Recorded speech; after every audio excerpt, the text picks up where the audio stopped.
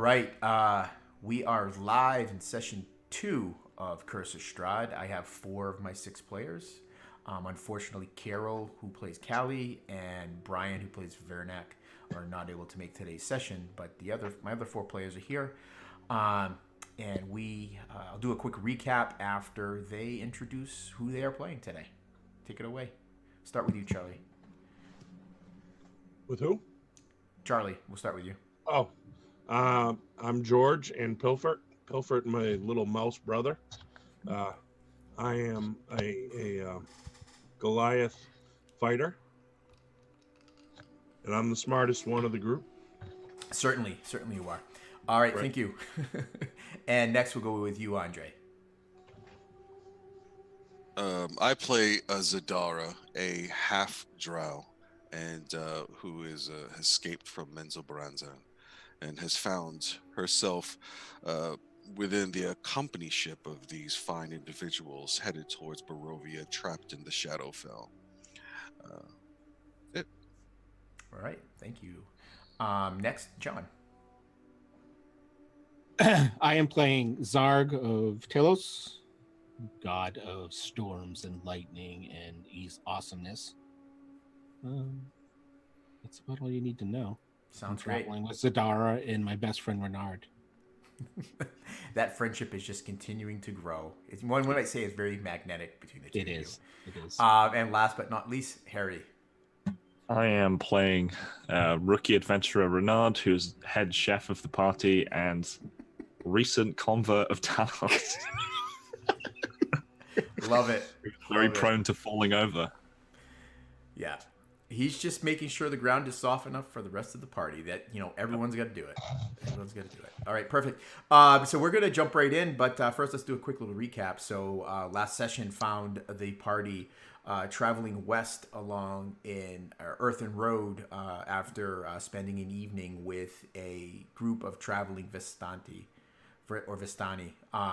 They had shared with them a tale of a lord of the Valley of Barovia who has some very strong ties to the vistani themselves, and they related a curse that not wholly has befallen this great lord, whose name they would not give to anyone, even though Zarg pressured for it.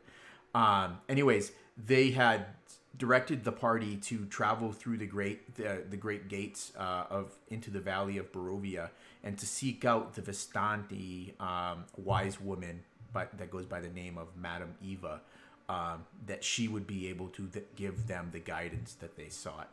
And they just pled with the players to hopefully break this curse, lift this curse not only on their lord, but the valley itself.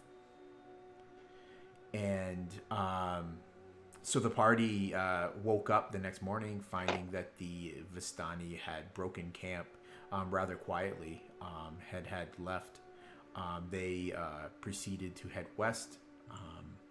They came upon these great iron gates that to either side was a large statue of a great lord or warrior, the heads of each of these statues having fallen at the warrior's feet. And eerily, as they approached the gates opened on their own, and as they passed through, they closed behind them. And as they were traveling along this road, they noticed that the road, which was earthen packed, slowly looked as though it was once cobbled and once maybe a great thoroughfare. Now much of it kind of giving away to time. And so as they traveled westward for several hours, I think it was Zarg noticed definitely the smell of decay. And it was discovered just off of this road, the body of a man dressed in just peasant gear, some grays and browns, really. And he had been savaged and torn apart by wolves and left for dead. In the process of doing that, Zarg found a note or letter clutched in one of this guy's bloodied hands, which he took and put into his pouch. Shortly after that, Callie had noticed Zarg do that. She tried to relieve Zarg of this letter, which Zarg promptly noticed and was just about to give some very swift Talos justice when the party was set upon by 5 large dire wolves. A battle ensued. Renard fought bravely, but unfortunately was laid low by these great wolves. Zarg valiantly stepped up and protected his friend, and ultimately the party was victorious. We're going to pick up now. It is a couple of hours have passed, leaving the carnage of the battle behind you. You continue along the road. As you look up to the sky, the already muted sun does not carry with it the brightness that you are used to. It gives way to these thickening clouds. And sorry, I just read Harry's comment. And you guys are battered for the most part, and your wounds bound but still sore. Renard has told you all that he is feeling better, but you can see he is definitely worn from the fight, not fully recovered, and he does his best to keep up with the rest of you. At least if the Vistani were telling you the truth, that the village of Barovia lies somewhere ahead. You do not see it yet. So they were just kind of walking along this road. Off in the distance, you can hear the howls of wolves. They much distant, but you know they're there, dogging your trail. Any of your characters ever spend time? Well, obviously George and Vernak would do this. They are mountain people and spent time in the wilds and hunting. If you didn't know any better, George, you would think that you're almost being herded. Much like when you go on the hunt for deer or elk, you would herd them into the hunters that lie in wait. To the kill zone. Yes, to the kill zone. I love that is such a kill zone. I like that. We're gonna keep that. You feel as though you're being driven. Andre knows what I'm talking about. You're being driven to the kill zone. And I don't know if that's something George keeps to himself. Vernak definitely, he's just very stone-faced. He has the corpse that you guys had found. It's been wrapped in, I think, Zadara's blanket and bound tight. Zarg's blanket. Zarg's blanket. And he's got that slung over his shoulder. He carries it no problem. But you can tell, George, that he's ready for what dangers might present themselves. He's clutching with it in his left hand. I can't remember what Vernak uses for a weapon. Is it an axe, two-handed axe? Yeah, that's right, because he uses the axe and you use them all.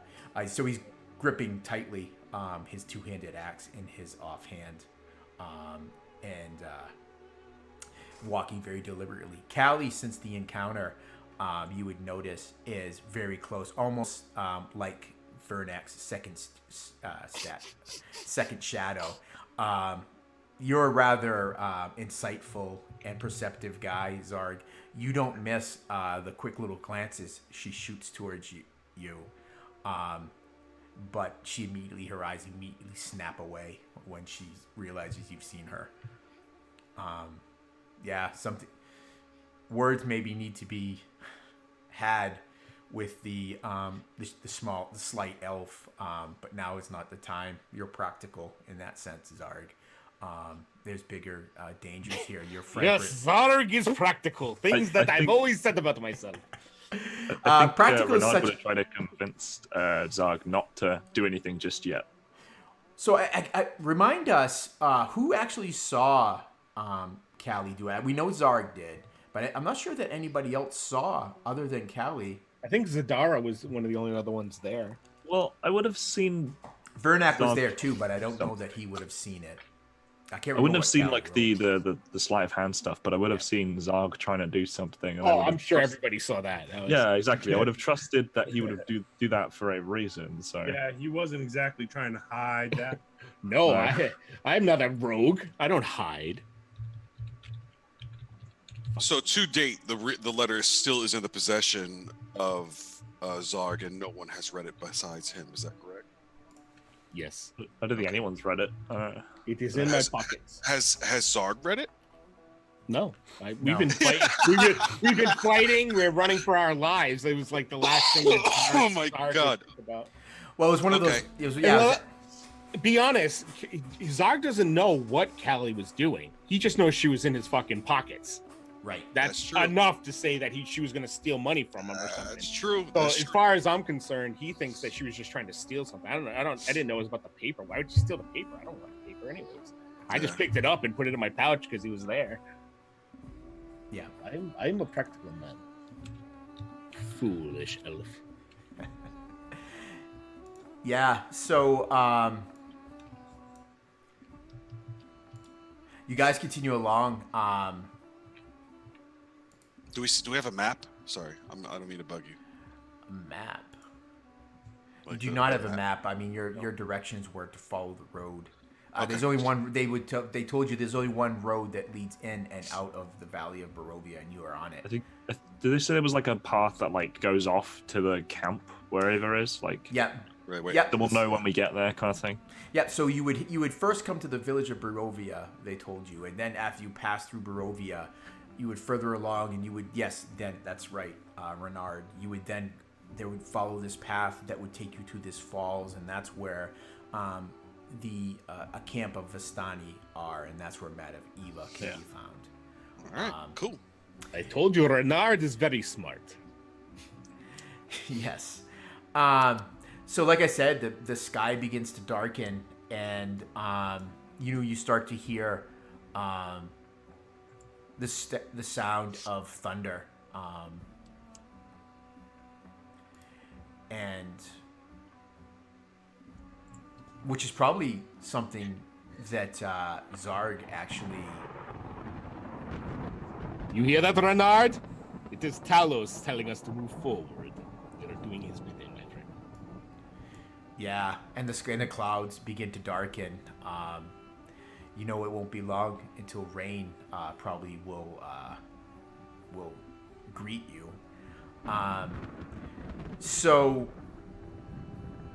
And as if that was not joy enough, the sounds of the wolves grows louder to either side of you in the wood.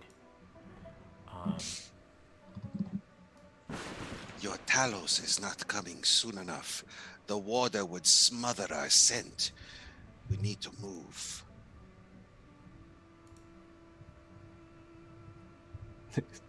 Talos stops and looks. Right, the storm has come to remove our scent and blood. The wolves cannot follow us. Zadara, this is a great day, my friend. It is, I agree. It's just taking too long. Well, I mean, if we drop some dead weight, and when he says that, he looks over at Callie. We may move faster. She bothers you.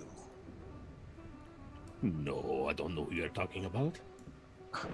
Zadara drops the subject. Thank you. Zar grins at her. This is gonna be great. We have a party of people that don't like to talk, with the exception of like one or two characters. I like to talk. What you saying? So as you guys are chatting, and your party is moving forward through the woods, they begin to thin, and then ultimately give way to these rolling grasslands to either side of you. And as you, probably Zarg, you would notice more so than anyone else, but as you look to the south, you can see twisting its way through the grass plain. You see the silvery, dark band of a river.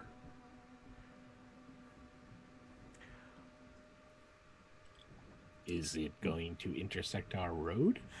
Not from what you can see. Then it does not matter. We need to Yes. keep going. It runs parallel with the road. Yeah, so you guys keep going. And then probably not long after that, when you no longer have the shelter of the trees to either side of you, that's when the clouds finally let loose the rain. Oh, yes.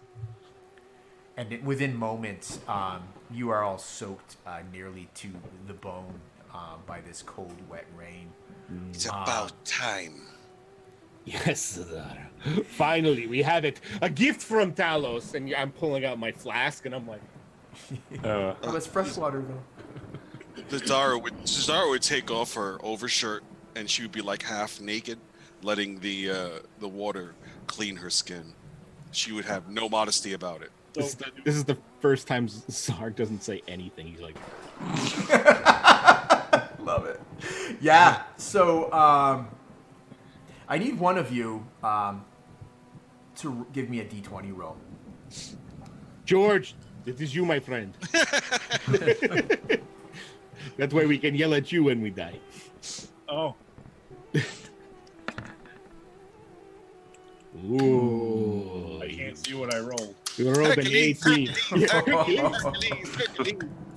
18. All right. Yeah, you continue to walk along this path. It's mostly mud and less cobble here. So it's not long that the road before you is churned over in mud. And I'm going to need from you, because you made the roll, sir, I need you to give me a D12 and a D8 roll, George. Well, while he's doing that, Zadara's wringing out her shirt, and then she puts it back on her body. Yeah. 8 and 8, huh? Okay. That person gets hurt twice. Woof. I need you to give now a D6. Oh no. And while he's rolling that, Zarg has his javelin, and he's holding it as high up in the air as he can. What are you doing? This is how Talos blesses us. All right. And 5. That's a good number. So you're walking along. Visibility is poor. I mean, there's just gray sheets of rain are coming down. You see lightning every once in a while, just lances through the sky, and that causes these flashes of light. Yeah. And you see Zarg is walking much more stiffly with each stroke of lightning. But everyone can give me a perception check. I will not be rolling for either Callie or Vernak unless Yeah, my passive wisdom is 15. Oh, well, currently Renaud is like wrapped up in his cloak, mumbling about not liking this gift of Talos. Oh no. Not sure he likes this kind of gift. He prefers the lightning, not the rain. Yeah, you hear Renard kind of muttering as he pulls his cloak tighter about him, and that probably draws your attention away, Zarg. Yeah. And George, Vernak kind of slips a little bit in the mud. He doesn't fall, but he has to catch his balance. And the splash of the mud and water kind of hits the back of your legs, and that kind of draws your attention. And Callie, like I said, looks like a wet, what is it? A wet cat. She just looks like a cat that's just fallen in a river or something, and they pulled it out, and it's just all like her hair is matted down, and she's rather dirty and filthy anyway. She's not what you would call a typical elf, in the sense that she probably would be beautiful if you properly bathed her and gave her clean clothing, but she definitely has an odor about her. So maybe some of you are thankful that the rain is soaking her. This rain is probably washing some of that stench off. But Zadara, you're kind of ahead of everyone. You kind of trot ahead after you talk with Zarg. And as you do so, there's a flash of lightning, and it lights up the sky, and you see shadows moving across the plain. We're staying really low, but out of the corner of your eye, you see it, and you look, and you just kind of stop dead in your tracks, and you wait till the next kind of flash of lightning, and you clearly see 1, 2, 5 shadowed shapes moving close to the rise to try to lessen their visibility, but you see it, and they're large. You think maybe they were on all four, but you can't be certain because there's almost a moment where you're thinking that one of them might have even been on its two legs bipedal. Several hundred feet away from you. How far away from we are from the river? You would certainly say the river, it's plains, so the river is probably maybe a mile or more. Oh, but that's the direction they're coming from. So she's walking this way. She gets to it. Yeah, she's walking westward. She sees figures coming like this around on the sides, trying to flank. Tell you and what, some of them are bipedal and some of them are quadruped. That's what she thinks. It looks like that, but it's one of those things where you kind of wipe the rain from your eyes and squint again, and then you definitely looks like they are hunting.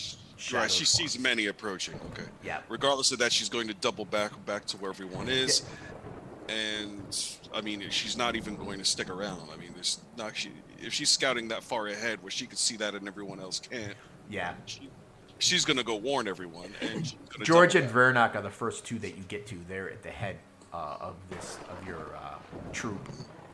I am not sure what they are, but we have some beasts, four-legged, some two, possibly approaching on both flanks ahead.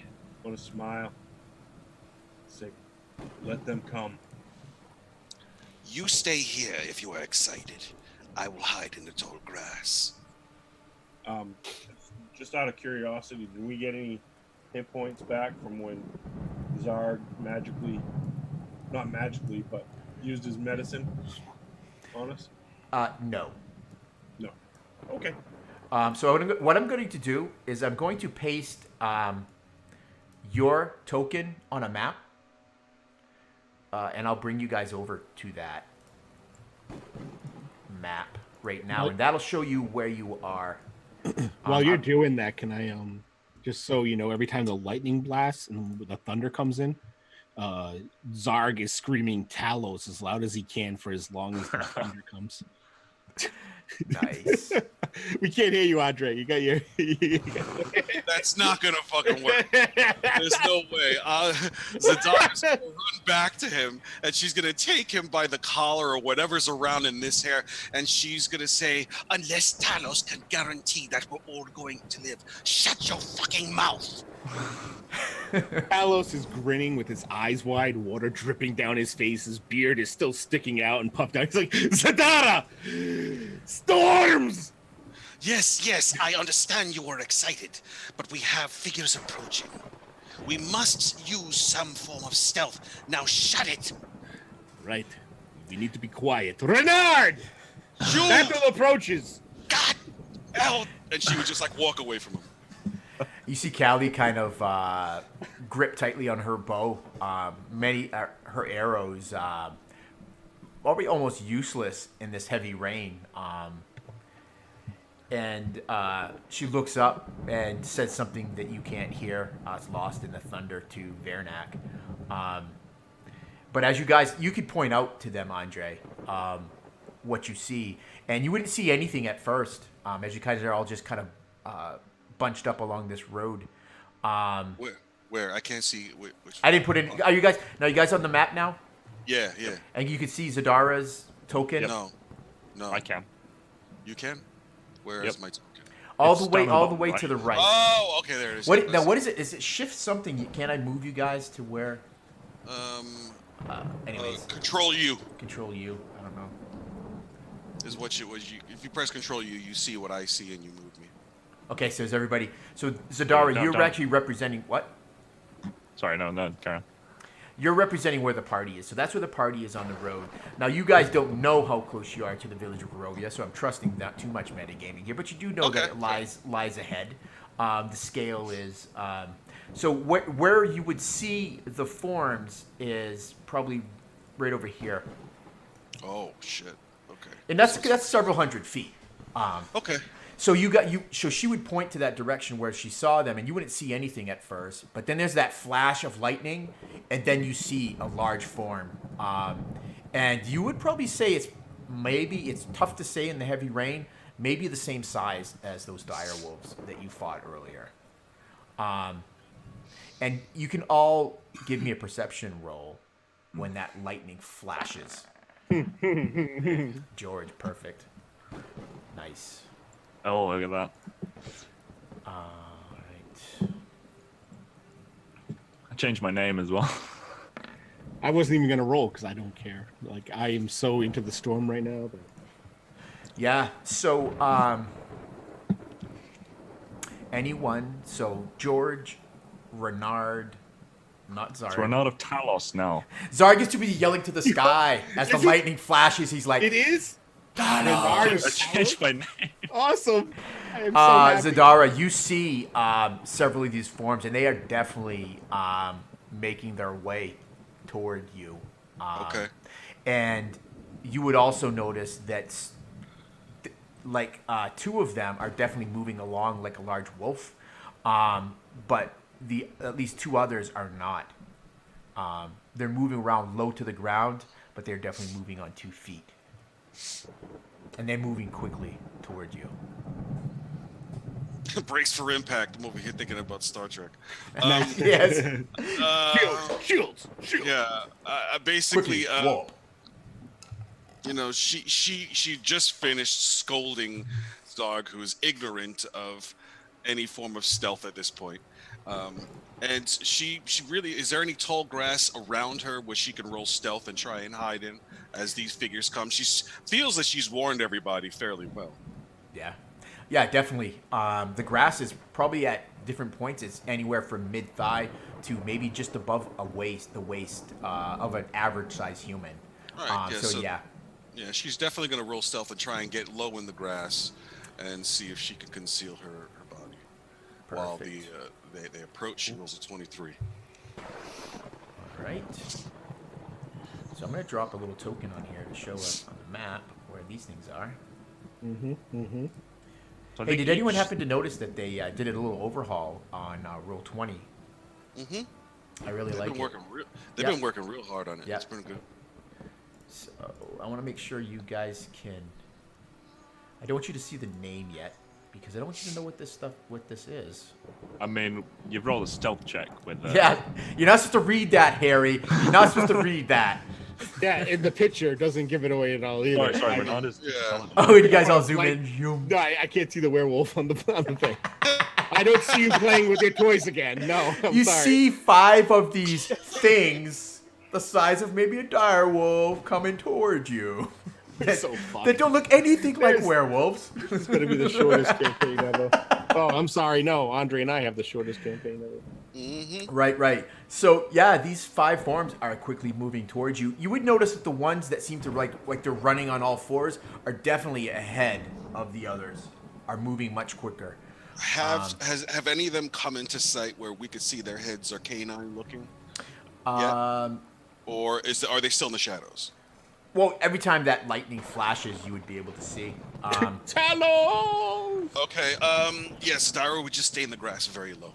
Wait. See what happens to her friends. You see a panic look on Callie's face. She's kind of looking past Vernak, who has unceremoniously dropped the corpse onto the muddy road with a splash, gripping his axe in its hands, and she goes, "I think we should run. We can't fight any more of those big dogs. Those wolves, they will certainly kill us this time." And she definitely has a panicked look on her face. I hate to agree with the elf here, but I'm not in a good way to fight. What? Why fight, friend Renard? The sun is out. Talos is blessing us. Why is everyone stopped here? Yeah, so it's probably about 150, 120 feet away from you, these two that lead the pack. Okay, at this point, I take an action if you let me. Yeah, you can. Yeah, we're not in any sort of initiative right now. So this is a point for you as a party to decide what your characters are going to do and what your party is going to do. All right. I'm gonna give you the countdown though as these things get closer to you. Yeah. So you said 100 feet away. Yeah, we say 120 to 150. It's rough. It's hard to say with the kind of. She's gonna wait. She's gonna wait. Okay. Man, I could do the 50-yard dash in like 6 seconds, so I'm not. Is there like Renard would sort of like come up to Zug and go, Zug, we We should go. Talos is guiding us this way. Sort of pointing, carrying on where we're, meant to be going. Like, seeing lightning strikes, like, streak that way. It's obviously meant to go this way. Yeah.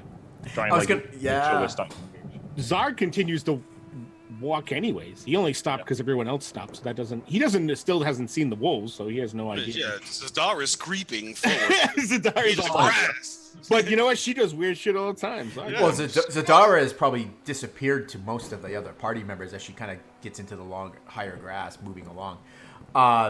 We are going that way, Renard. Yeah. As Renard says that, that's perfect because it was actually a stroke of lightning on the sound effect. And that's exactly right. As you say that, Renard, and you're pointing westward towards Barovia, there is a streak of lightning, and it does almost look like the lightning is arcing down off to the west. Ooh, sorry about that. It's the weirdest lightning ever. Yes, it's almost sounded like a phone. So what do y'all want to do? We're at like probably it's 100 feet now, within 100 feet. I'm walking with Zarg. We're going west. All right, George. Follow west with him. All right. Yeah, I think. I'm usually pretty perceptive. I know that I'm in euphoria right now, but as soon as I see the wolves, Zarg is gonna run because he's not stupid. Yeah. So I just haven't seen him, and nobody's really been like, "Hey, there are things." Zadara did, but he was already in his own mind out of it. So. Zadara, I'll give you you can do your action now. Those right. two are within far range, away? about 100 feet. all right. She'll cast dancing lights, Okay. and basically within 120-foot range, I have 4 torches appear above the area where the werewolves are, illuminating that whole zone, so we can identify them as we flee. What werewolves? I never said they were werewolves. I'm just kidding. Over the unknown and unidentified these figures. 4 globules of light appear across the grass above these 2 wolves that are running towards your group. They're actually, you see that their path is shifting as your party is running along this road. So there's no saving throw with that. No saving throw, but as we flee, every round she's going to look back and use her bonus action to move the torches with the wolves. Okay, perfect. So that we always keep light on them. So Zarg and Renard run past Callie and Vernak, and there's that moment delay where Vernak kind of looks out across the plain, gripping his axe. Then he looks down at Callie. Then he looks at the fleeing forms of Zarg and Renard. He scoops up the corpse, throwing it back over his shoulder with like a wet, sickening kind of. And he starts to run too. George, I'm sorry, what is George doing? And Running with him. okay, so yeah, your party is running with them. Perfect. So who is the slowest member of your party? Is it all 30? Zadara will bring up the rear because she has to stay close to the lights. Perfect. Zadara, so you would notice there's this kind of you kind of bring in these lights and there's these bobbing shadowed forms, and off in the distance when the lightning strikes, you can see the other 3. You see now what once looked like the other 2 or 3 were running on 2 feet.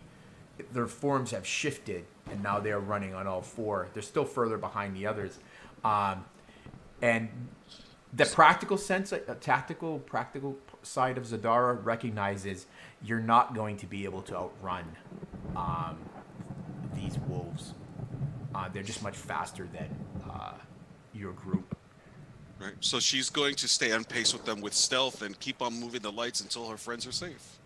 Perfect. So what I'd like to do, I think some of you have done this before. Let's do a skill challenge to determine whether or not how successful you guys will be, and how we can narrate how you guys may or may not be overcome by these charging wolves. So how it would work is I have a set DC, and each of you will have an opportunity to use whatever skill you deem to use. You just have to describe how that skill is relevant in this situation. And then based on your skill roll, we will narrate how it is. So how it'll work is if you get 4 successes before 2 failures, then then something very good will happen for the party. And if you fail, then it's not the end of the world. It's just most likely than not, those 2 wolves will be the first to be set upon you. So, so anyway, it's open. You can't. So how the only other rule is a player cannot use the same skill that another player has already used. That's a nice rule. Yeah. So It's fourth. I have an idea. I'm thinking like in his head where I was like, oh, wolves, they're probably afraid of something bigger like a bear, right? So I don't know what skill this might be, maybe like intimidation or something, but it'd use like minor illusion. You can use that to produce sounds at a pretty high volume. So I'd like to like imitate the sound of a roaring bear to try and at least like go, whoa, okay, for these wolves. I don't know what skill that would be, like intimidation or deception or something. Either one. You could use either one. Intimidation definitely fits, and deception fits. Yeah. So whichever one Renard I wants would to use. use intimidation. Oh, Oh, That's pretty scary, Renard. yes. just a really terrifying roar of a bear just emits from his mouth. Well, it doesn't actually emit from your mouth. I'd Renard. make it emit. Yeah, you actually, My mouth. it appears like just over this, because this grassy knoll where there's this overgrown stone with moss and everything. And you guys hear just, if only, because you guys don't know what Renard is doing, but there's this loud, almost deafening roar coming from there. And it causes the wolves to lose a step. They kind of stagger a bit. As they look to maybe what might be another threat. Perfect. So that's 1 success. Well done, Renard. All right, I'm going to use athletics. Keep moving. Yeah, George. You've trained much of your life. Strength is something all of your tribes value. You press your not only yourself but your companions to move. Sadly, though, Renard, having taken so much damage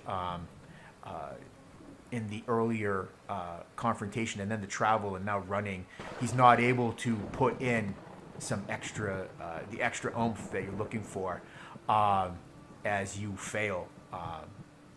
And so that is 1 success and 1 failure. John or Andre? I'll let John go first. I'll let John go first so that if he fails, it's not on me. Well done. Wait a minute. Well done, Andre. You are truly in your character. I'll fuck this both. I'll take your skill. He's got all that passive talent, no talk, all lightning, no fucking action. Yeah. That was a great idea, though, Charlie. I just want to say, using the athletics. Yeah, for sure. All right, I don't want to use this because I think. Oh, hold on a second. Before you go, George, you can use I should have told you guys. You can use inspiration for these skill checks. You just have to. It just has to follow the regular rule, which is you have to decide to use inspiration before I tell you whether you succeed or fail. Talos was my inspiration. Yes, I can tell by that score, that roll you got. Yeah, he was. Yeah, I don't want to waste an inspiration on. But if we die, Okay. All right. there's no inspiration. Zarg, you are up. Zarg, unwittingly, his friends, when he bandaged everybody except for Callie up, but whatever. He had infused some of his special herbs in the wounds that would enter the bloodstream, and it makes them run faster. Because I can't think of anything else. But yeah, I call that Talos's gift. It's like you get a shock through your system, and it forces you to run fast. Dip the bandages in salt water. I will accept a 17. Yeah. Yeah. So there's kind of a stumbling along the road, slipping in the mud. George, you're kind of bellowing at them to run faster, and you are running faster. When is almost this jolt of energy that runs through them. I don't think anyone would know what it was, but it really is. It's that latent, whatever herbs or whatnot you put into the poultices that you bound your injured companions in. So yeah, everyone is able to run much faster. Your legs don't feel quite as heavy. Your lungs don't burn quite as much. That's another success. So 2-1, Zadara. Other players, because we're at a 2 and a 1 right now, other players would be thinking about another skill they might use. We need 3, right? Yeah, 4. Oh, 4 to 2. Is it my turn? Yep. Can I use a bonus action prior or along with this? I'm just gonna, Andre. I'm just gonna assume that that's what's happening through this. You're moving. You're kind of hanging to the back. You're moving. You're continuing to move those globules of light along with the wolves that are chasing after you. So yeah, we're just gonna hand wave that.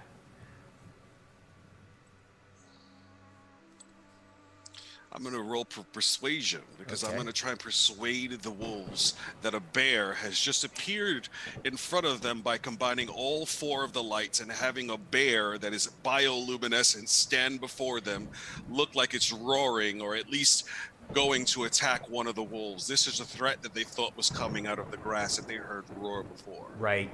Yeah. So like I had said, they kind of paused for a second when they first heard the roar, and then not seeing anything. Because wolves' eyesight and senses are oftentimes much keener than that of man, and so they start bounding after you again.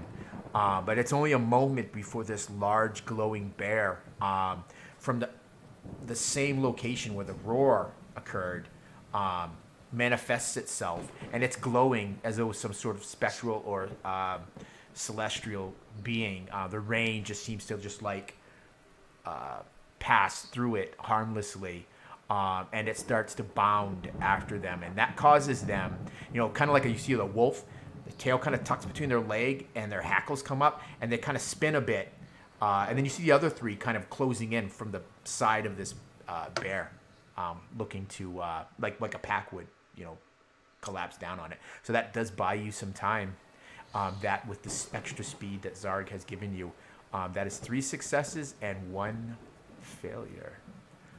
Who will go next? Oh, I think it's back to Renard.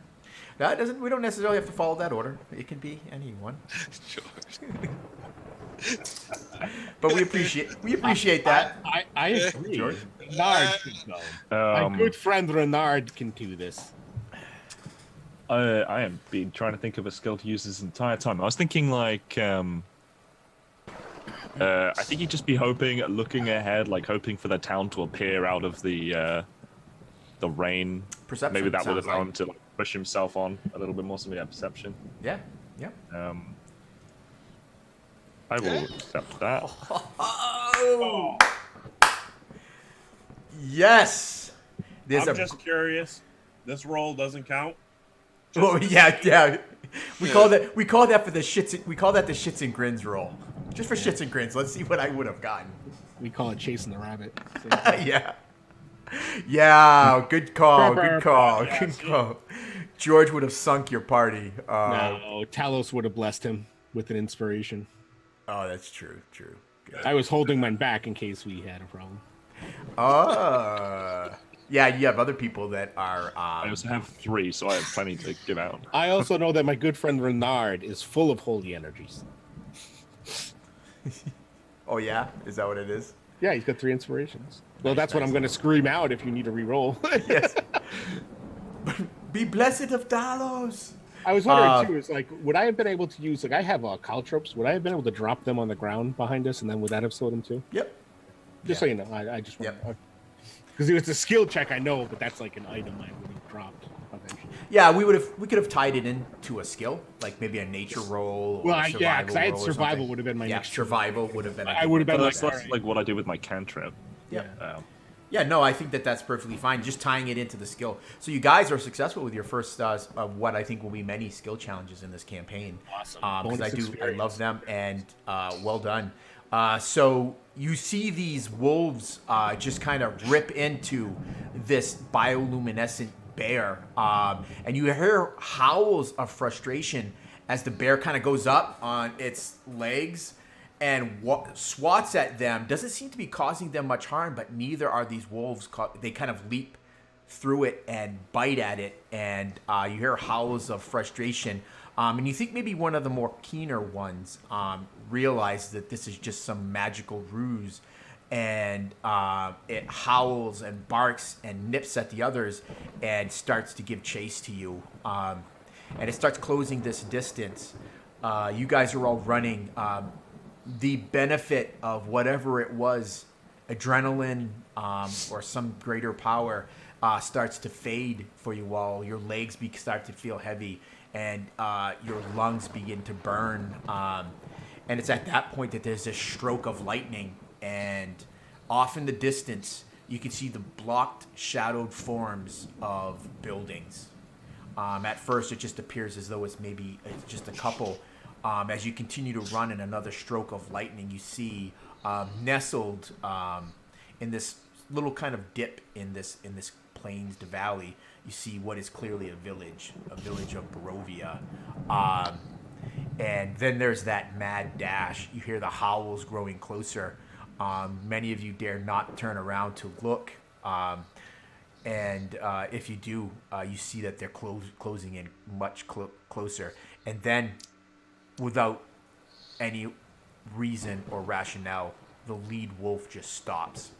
It just stands there, and the other ones kind of run up and they stop. But you continue to run until you pass into, like, you feel the firm footing of cobbled stones below your feet. They're slick because of the rain, but you don't care. Self-preservation takes the day. And as you kind of approach the entrance to this village, you look back and you just see the shadowed forms as there's a stroke of lightning. And I'm not sure if you're still holding on to your spell, Zadara. Like if you. Oh yeah, I'm up. Yeah. If I see that, well, there really hasn't been an opportunity for me to act. So finish when you're done. Yeah. So I was just gonna say. So as you kind of. The bear, you probably give up that coalescing of the bear, and it becomes those globules of light again. What color are they? I actually meant to ask you. What color they're always purple. Purple, perfect. Yes, purple, celestial bear. But you see those lights kind of dancing around these. They're kind of swirling around these wolves, and they just one after another just kind of peel away and walk off into the rain back the way they have come. Giving up the chase on you. And everybody's made it to like the borders of the town now. Yep, you guys are at the border of the town. So you yeah. So they would see like Zadara come out of the grass that edges out of the town, like, what was that? There you are, Zadara. You made it. I thought we lost you for some reason, but Renard, he said you would make it. Where's Renard? I did. Yeah.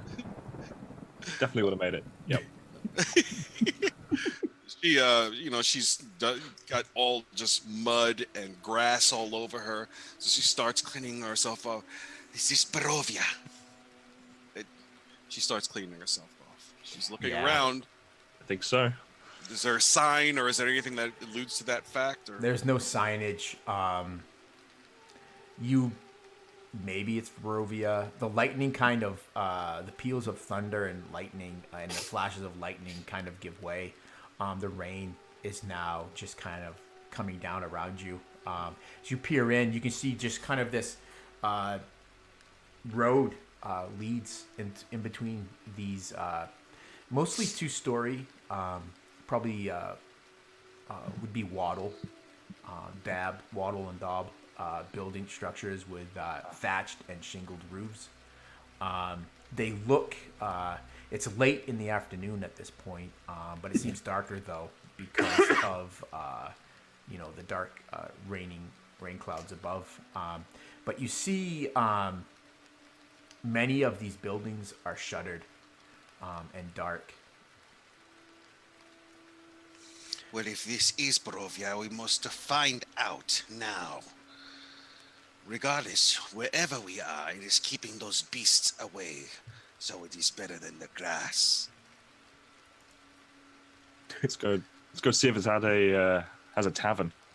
With that, he'll just just go straight into the walk into the town. Like search for the signage of a tavern somewhere. Perfect. So what I'm going to do is I'm going to move you guys over to a map of the village. Ooh. The rain has ceased. Talos speaks.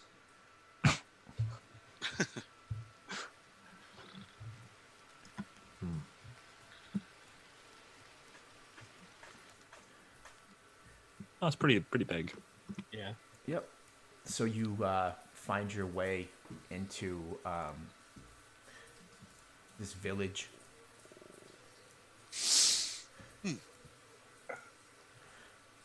Where do we approach from? North, south? Oh, there we go. Aha! Oh, yeah, I think we're in the Gotcha. east. Gotcha. Yep. So you were right there. I'm gonna see if I can resize. I'm gonna resize your token. There you go. So, Andre, you can be the, and if you guys ever separate or whatever, I'll just pull out your other tokens onto this map, and you guys can move where you want. But this is where it is. So there's this cobbled road that leads into this, the center of this village, and you see that it passes through. But you can also see that it branches off to either side as well. But it's a pretty good sized village. So, I think Ronaldo would be somewhat trying to lead the way, searching for some place warm to get into. So, like looking out for the swinging sign in the breeze of a whatever, like the Prancing Pony or whatever it's called, or the tavern, Right. Yeah. So. I think really wants to get Zadara would be waiting for Renard to lead us into the city. He seems to be the most educated of us, so she would wait. I guess for the him. most hungry, probably, and the most wounded too. Yeah. Really wants to get somewhere warm where he can redress his bandage and go to sleep. Right. So feel free, Andre, to move your party forward into So the we village. would most likely proceed with caution and stop at this corner Yep. to look at four corners. Yeah, as you get to that intersection, what you would see is you would be met by, much like those first few buildings, you don't see any smoke or anything rising from chimneys. Most of the windows are dark or shuttered. You see no indication of light coming from any of them. This place is as dead as grass outside. Yes. We just need cover. Well, we could always barge into one of these buildings. She's getting. There's got to be a tavern somewhere. Why barge? We knock. And I'm just going to go up to a door and knock as loud as I could. Shit. Oh god. Just remember, it's George that gets you guys killed, not No. So yeah, knock on a door. You hear nothing. Just that kind of that hollow sounding. The wood, it's not rotten, but it's definitely weather worn on this building. Zadara climbs on top of the building. Can I open the door? Yeah, you could definitely open a door. So is Open it the dark? door It's and on look top in. of the building at the same time. Yeah, well, he's knocking and she's climbing. Yeah, she climbs up. Yeah. Yeah, climb up. All right, she wants to get to the roof, but let's listen to what happens to him first. Yeah, I'm going to open the door and look in. Yeah, you push open the door. Sorry, I apologize. I just gotta grab my table here. I just can't remember where. Grab the table. I don't like that. Yep. So one of the things about Roll20 is they did a really nice job of taking these adventure paths and actually putting them into Roll20. But for somebody that's old school like John and loves the what do you call it, analog, John? Analog, yeah, right. The paper and pen thing. Yeah. I don't always know where to click. What are you trying to find? I'm just trying to find where. The random encounter charges. Yeah, it's like a piece that It's going to says, be on the bottom of the adventure. They have all the tables in the bottom, like an appendix. Yeah. All the random. Here you it also is. have the, D20. You also have the tables D20 You also roll. have- Yeah.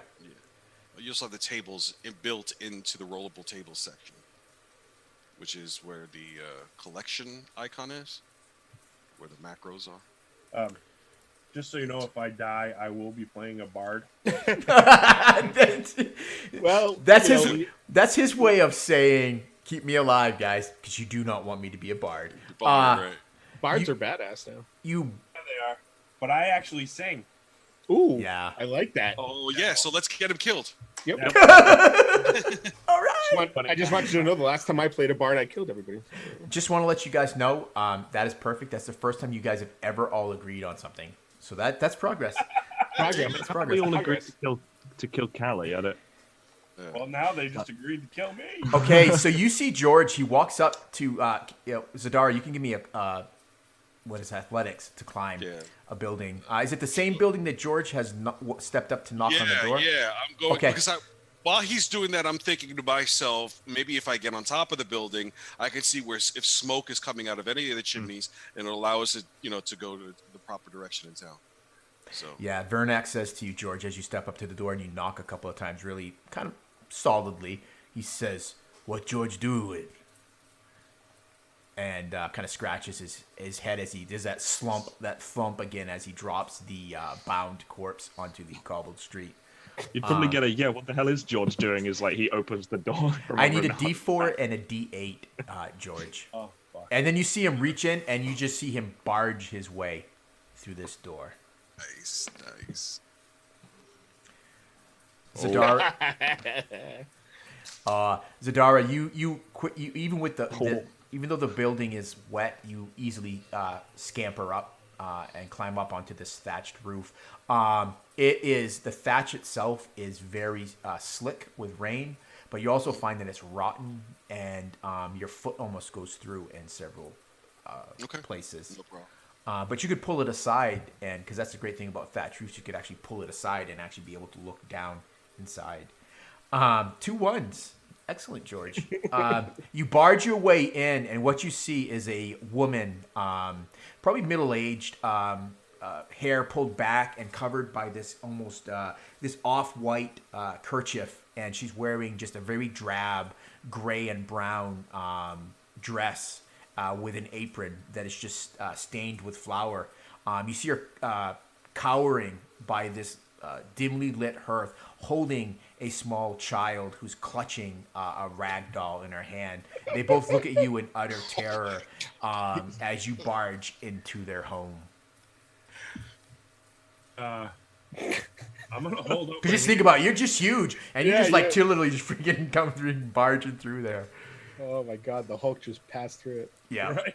Not only the Hulk, but the Hulk with a fucking huge hammer, just like still got gore on it. I'm gonna hold out my hand and say, George, sorry. George no mean. Thought house was empty. Just leave. And she pulls her daughter in closer to her. The child looks at you, and you don't see any fear in this child's eyes.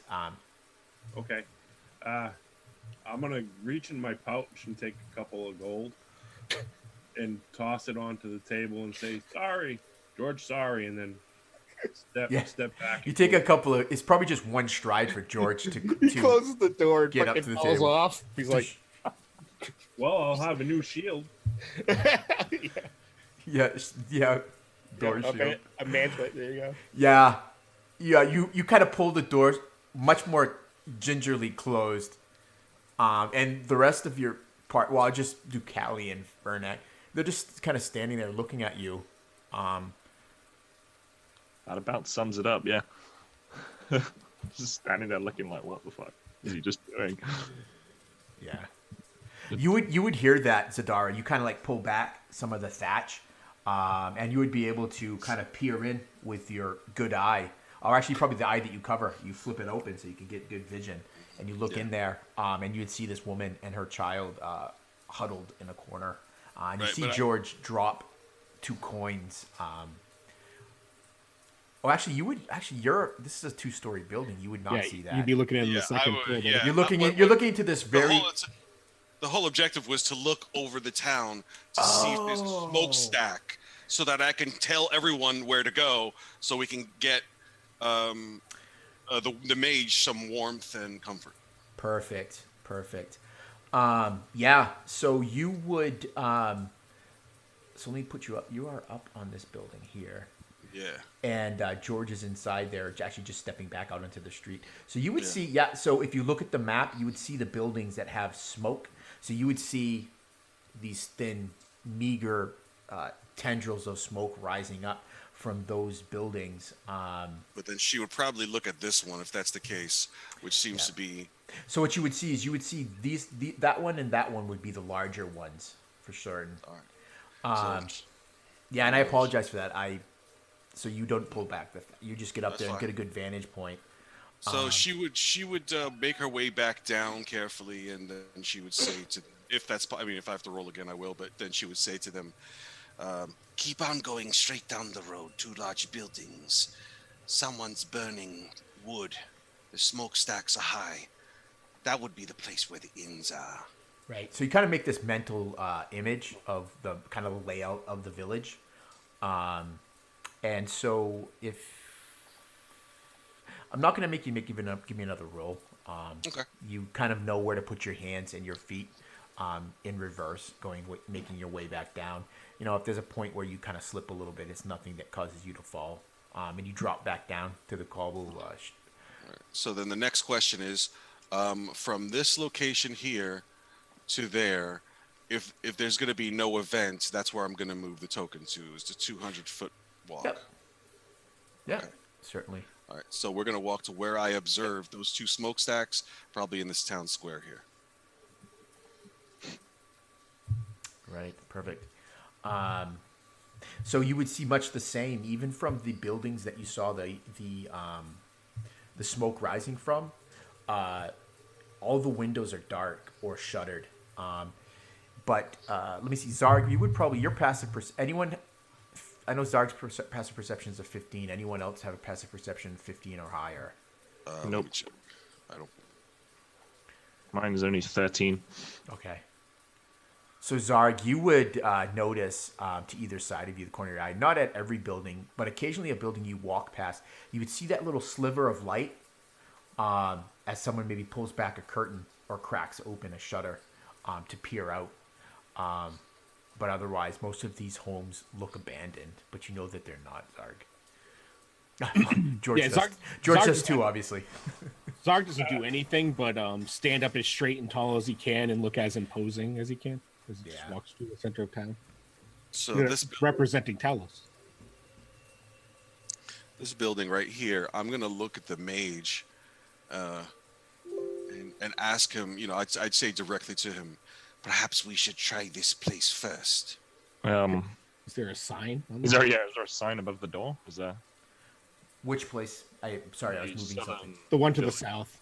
to the This is where south. Zadara is looking. Yep. You see, well, this much unlike the other buildings, you see sparse light coming from this building. Spills out from behind drawn heavy curtains. A sign over the door, creaking on its hinges and just kind of wet with rain, reads "Bill Drafts Mercantile." Yeah. So it's a. We turn around, go Turn to around and look at the door. the building. I have no money to spend. this building up here, Dungeon Master. Yep. However, when you look that way, and you probably can hear it with the ambient sound, but when you're looking at that building, not from that building itself, but you hear a wailing cry coming from the south. From As though this building? as though someone is sobbing. No, coming from the south. Oh, But as you approach that building, because you would enter that building here, so you would see the sign here. yeah. So maybe you would be right about there Okay. when you would see great. the sign, and that's when you could hear. I think most of you, unless somebody has a really bad passive perception, would hear that that crying. It comes from the south. Let us hope that none of us are too altruistic. We must find an inn first. Yeah, Zarg nods and then walks towards the sound.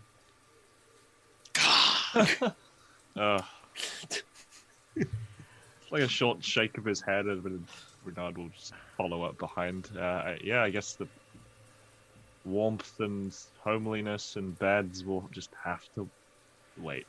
Just carry on. You'd see, like, Zadara would be picking grass out of her hair, and she would say, "Loves cunt." And she like, bites it and just keeps on walking with him.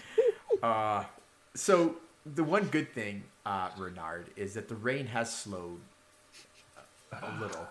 So it's not coming down quite as heavy. But it doesn't matter. You all are both all soaked to the bone. So if you guys head south, the furthest, as you start heading further and further south, the crying becomes much louder until you get to this building here. And that's when you would notice that it seems to be coming from one of the the window is closed, and you can definitely see that heavy curtains are drawn, but you can see a thin sliver of light where they're not quite together. And the window itself, though it's closed, a couple of the panes are cracked, and one even corner is missing a bit of glass, and you can hear the sobbing coming from that upstairs window. Zarg, if he's leading the way, he'll stop at the in front of the house, looking up at that spot, and he will go, "Madam, is there something wrong? You need some assistance. Do not say anything if you need us to break through the door." You would immediately see like Zadara go. Yeah. And he's yelling as loud as he can. You yell out into the night. You don't even need that high of that passive perception score. You definitely see other curtains get drawn open a little bit as other tenants of some of the surrounding buildings peer out to see who is making this noise. You guys will probably be right about here. But you hear nothing. The crying continues. And with the exception of that thin sliver of light, this 2-story townhouse is completely dark. Did you hear that, Renard? They did not say anything. Therefore, we go through the door and rescue them. Wait. Perhaps we should knock. This time, I'll do it. But he looks at George. Zadara grabs a gold piece out. Zarg will bend, kind of like shake his head and look at Renard, and then kind of like with respect to go, "Okay, Renard, you run the show this time since you are new to the town." Yeah. If she doesn't respond, then we'll go in as you wish. Break the door down. Yes. So Renard will go up to the door and sort of politely knock on the door. And So if you see the alleyway between those buildings, you would have to follow that alleyway to that smaller little courtyard. Okay. And that's how you would gain entrance. Is the whole party going there? I am, because I need to the go entrance there. is like round the back. Okay. Yeah, so it's over here. Yeah. Sure. Cool. Yeah, I'll go there and. Is that a knock on well? Is that a well in the middle? Right there. Yeah. Oh. Zadara is staying close to George. Smart move.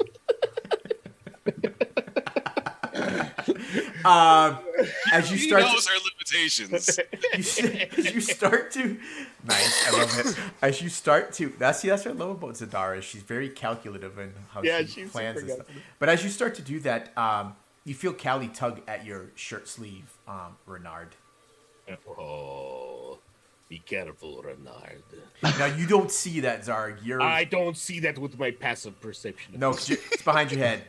It's behind my head, Renard. No, but no, actually, you probably do see it, but it's really quick. It's like one of those things you're turning. And she just whispers quickly in your ear, Renard. She goes, "I can climb up to the window if you like. To peer inside." Sure, but just don't go in and try not to fall down. Well, Don't steal anything. She goes, I can't guarantee that. I don't know what Roll20 will do. But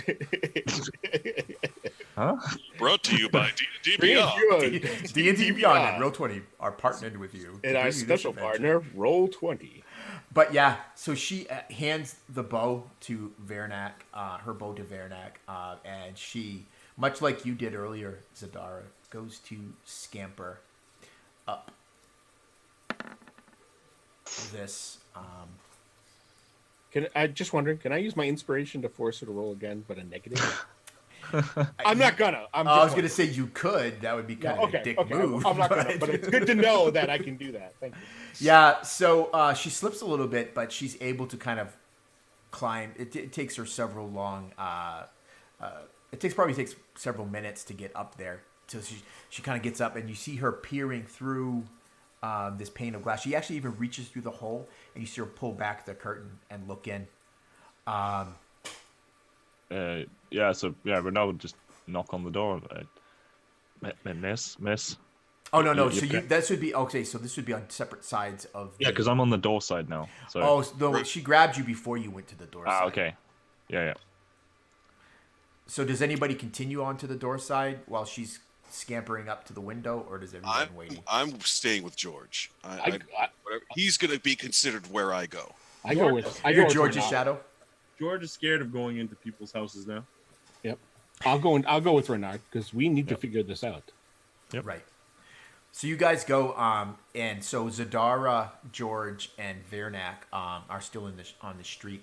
So let me quickly grab Renard. I'm gonna look at Vernak and say, small woman can be smelled a mile away. Not so bad now.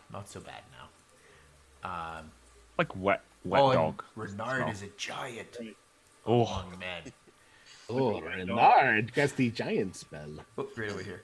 Wait, that's not weird. Yeah, there you go. There we go. So you're there. Mm-hmm. And so Callie, in a very loud whisper down to you, Zadara, and Vernak and George, she says, "It's just a woman. She's cowering on the floor, crying, clutching something." And she's kind of you see her kind of look back in.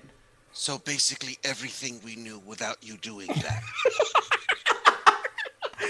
She kind of thinks she looks like she's gonna say something, and then she kind of like shrugs her shoulder and kind of nods her head, and then she kind of and drops back down to the street. And then Zadara would look at George, and she would say, "This is why the drow went underground." Burn. That's terrible. That's terrible. God. That was awesome. Not cool, man. Carol's not even here to defend herself. Anyways, so she drops down, and you guys join Renard. Renard, you get up to this door, and much like the other doors, it's sturdy wood. Do you knock at the door? Yeah. Yep. You knock at the door. You hear nothing. With a little miss. Hello. No. Renard, you need to learn to project better. Yell. She cannot hear you through the door. I don't want to freak her out. Actually, I'll just say that I don't want to freak her out. What? No, Renard. Just yell. Let her know that you are here to save her. So Talos is the god of being loud. No. But do you know, how many people run from fear when they hear thunder smash against the ground with lightning? That is loud. Why should we hide? We are more powerful than anything. I don't think the objective here was to make her more frightened. She needs to know that we are here, Renard. Yell at her. Let her know. Break that door down. Rush in and save her. You hear a timid voice from Callie says, I don't really think she needs saving. She looked rather somber and sad. Nobody can trust you, Callie. Get out of here. Nice. Sorry. I don't really want to say anything to that because I don't want to do it. But it every makes time sense. she talks, I can't. Zardy's Right. not going to listen to her, so until it's let's just. I don't know how Carol would truly respond to that, so I'm going to keep it really simple. I think Probably Callie stab me.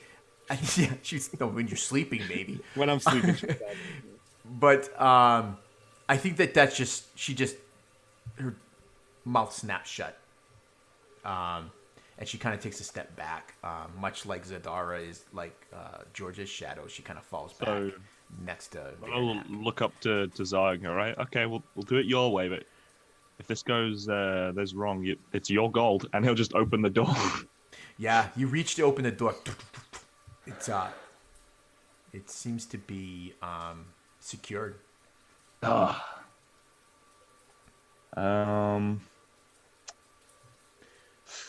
Zarg isn't saying anything. He's watching Grenard really. I am not a strong man. Give me a perception roll, Zadara. What is George doing while Zarg and Renard are trying to gain entry into this building? George is talking to Pilfer, seeing what Pilfer thinks we should do. Oh yeah, what did he ask him? He basically asked Pilfer that his opinion, because he scared the lady in the other house, and obviously there's a lady scared in this house so he's asking if he should go in and offer assistance. So a rather wet and sodden brother looks up at you, kind of his nose twitches a bit, and he says, I don't know, brother. It doesn't sound like she's in trouble. And then he kind of looks over, rather, it's not calculatively, but he looks at your companions at the door. He goes, and truly, brother, I don't know if they really know what they're doing. You would have gotten the door open much sooner than these two. And we'll cut away from that conversation that George is having with his brother. As Zadara, you're kind of standing next to George, and you see him having this conversation with this little mouse. It's just kind of sitting on his shoulder, and it's kind of just all you hear is. But as you kind of look, there's a kind of a cowled cloak pulled tight around them form comes out of one of the other buildings and starts making its way. The person, she kind of stooped and kind of walks with like a hobble. You probably mark her as a woman based on her clothing. But we don't want to assign gender, right? So. What? No, I'm just kidding. Totally kidding. Yeah, she's definitely wearing a much kind of very dour outfit. And she's got her kind of this cowl and pulled tight around her to protect her from the rain. But she holds a pail, a wooden pail in her other hand. She's making her way to the well. To the well, and she's gonna pass. She's gonna pass by me. Very nearby, yeah, within 10. Pass by me and George. I'll shoot. Zadar will wait. I guess I'm sure George wouldn't mind, but she would kind of like lean against George, just waiting for this woman to come by. Picking a piece of grass out of her hair again, and chewing on it, waiting for this woman to come by. And then she would you'd see her hand go into one of the pouches on her side, take a glowworm, and you'd see this worm going, right, and she's just going, and then she'd sprinkle some white dust on it and go, and then you see this purple flame come out of her hand. It's another dancing light, and it would illuminate just like where her and George are. And then she'd wait for the woman to come so that she wouldn't surprise the woman.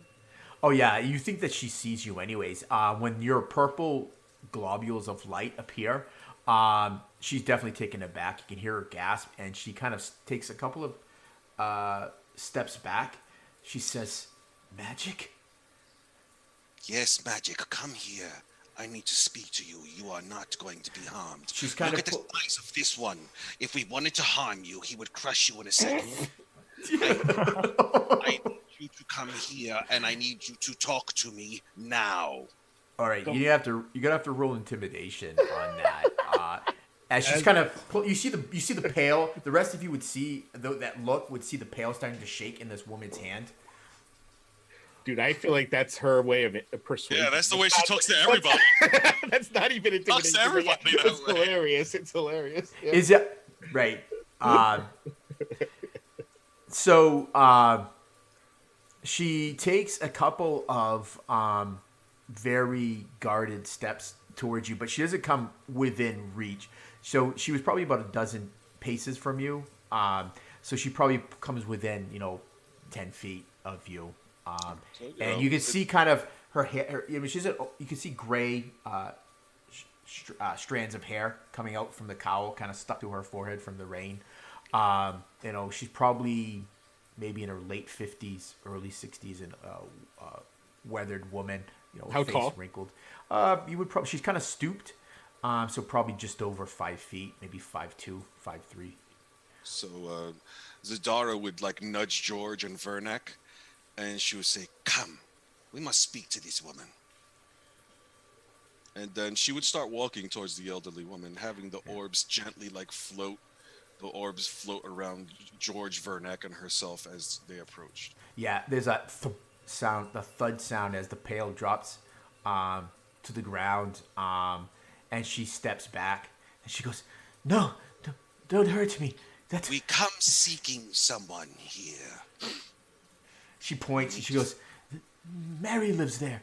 I can't help you." And she gets ready to run. Listen, we need to find Madame Eva. Was that from the other game, or did I mess that up? No, you got it right. No, he's trying to decide whether she knows Madame Eva or not. We are looking for one by the name of Madame Eva. She's ready to run. I mean, as fast as someone that is as old and enfeebled as this woman looks to be, back to her home. And she shuts off 3 of the orbs, and only 1 is lit now. But that stops her in her track, and she turns to you because she's like, and she goes, Madame Eva, Yes. she is not here in Barovia. She points roughly in what would be the direction of the west. You can find her by the falls. And she leaves her pail where it has fallen to the ground and moves quickly to a door that leads into her home. Zadara walks up to the pail and drops the gold coin that she had in her hand in the pail. And then she circles back, looks at George, and says, "Now we know where to go." Okay. No. George, your brother nods agreement. Lead on, strange one. And then she smiles, like with this wry smile. She looks back at the other 2 going into the house with the crying woman, and she goes, Do you want to wait for them? Yeah. So that's happening. While that's happening, we Then kind of that's scene. flip back to Zarg and Renard, who are at this door. So the door's locked, right? The door it's locked, or something is barring the door from being opened. So Zarg, you think we should go in? Of course, Renard. I've been saying that from the beginning. You were the one who wanted to tap on the door, so All that she could not hear it. Okay, well, you're a big, strong, strapping man, right? You are a servant of Talos as well. Step aside, I do it. And Vernak steps forward and he hands his big axe to you, Renard, which is very heavy. He places I don't both have the his strength to even wield that thing. places his hands on the door, and he looks and he says, "Are you going to help, little man?" And he shoves hard against the door. He's looking at you, Zarg. So in other words, I don't want to do all the rolls. So Zarg, why don't you give me a strength, athletics roll with You advantage? don't want Renard to do it. This is Sure. I'll This do it. is My his minus journey. This is his journey of life. You know. 1. All right, I'll give it a shove. No, I'll do it. I'll jump in. Yeah, with advantage because Renard is a little weedy, like he's a bit lanky. Do you want me to roll with advantage or just? yeah, advantage because Vernak is assisting. Well, I rolled a 17. Yeah, the two of you easily. I rolled a 20. Oh my gosh, that must be your advantage. Yeah, you hear the snapping of wood, and whatever bar was across the door gives way, and you hear the clatter of as it hits the floor. The door swings open, revealing Just a very simply adorned, common entry room to this two-story townhouse. There's like a table, several chairs. A hearth sits against one wall, but it is dark and cold, lifeless. Zarg steps aside, looking at Renard. Renard. Oh God. And he's just gonna, I guess, go into the house. Yeah, it's dark, but it's not. You have light, the pale light from the late afternoon, so it does give you some. You can see off a shadowed stairway across this room. There's also several doors that lead to other rooms on this first floor, but the stairway is across this room. And what happens to the sound of crying? Is it like upstairs? Yeah, you can definitely hear it much clearer now coming down. Has it changed in its fear level? I guess. No, you can definitely discern now that it definitely sounds like sobbing. Okay. Not through fear, but maybe utter sadness. All right, Renard would go upstairs, going to the whatever room has the sounds of sobbing, and quite gently like open the door. Perfect. So you make your way and across. just sort of saying like, "You're okay in there. We heard your sobs," being somewhat gentle. Yeah. Zarg is following, just keeping track. He's watching Renard like a hawk. He wants to see exactly what Renard does. Yeah. George, Zadara, you turn to see the back of Callie as she creeps into this townhouse, following the other three. Three in Vernac. I had to count because at the end, the other players that aren't here. 1, 2, 3, 4. Not more than two. Not more Bernard, Zarg, and Vernac in. But you guys would turn Zadara. And George, you would turn and see them entering the building.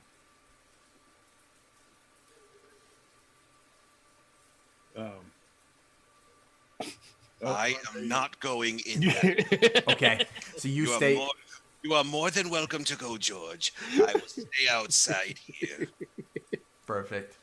George, scare enough, woman. No need no more.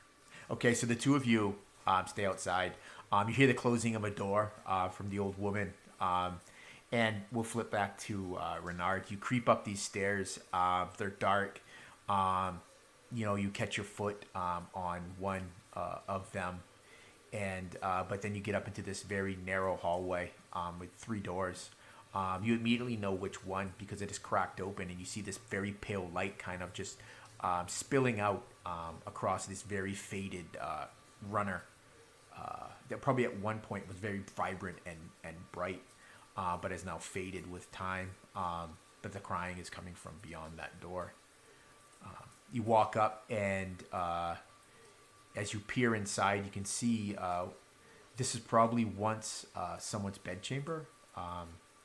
And you can see a woman sitting in the center of this room, clutching this doll.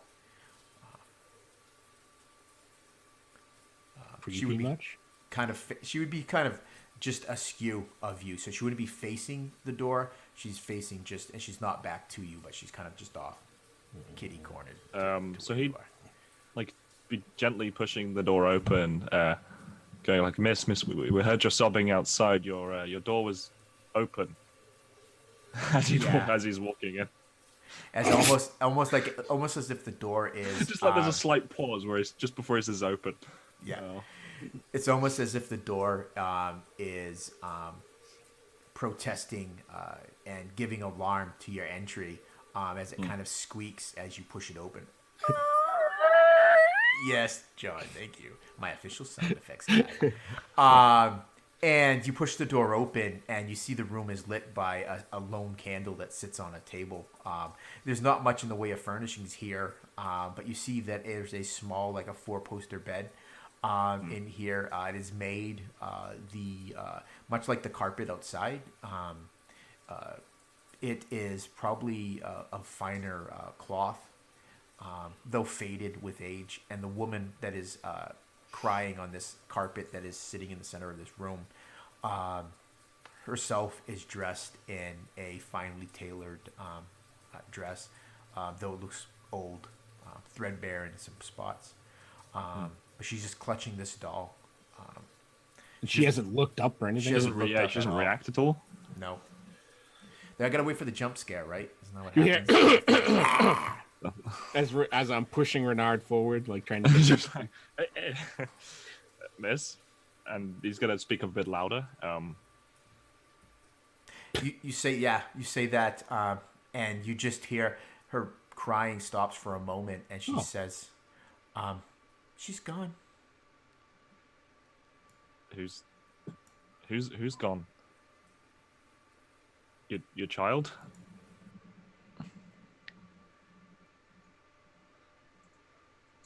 And he'd sort of approach, perhaps like kneeling a couple of feet away, maybe, still waiting for her to be a witch from left to Yeah, just right. abort me.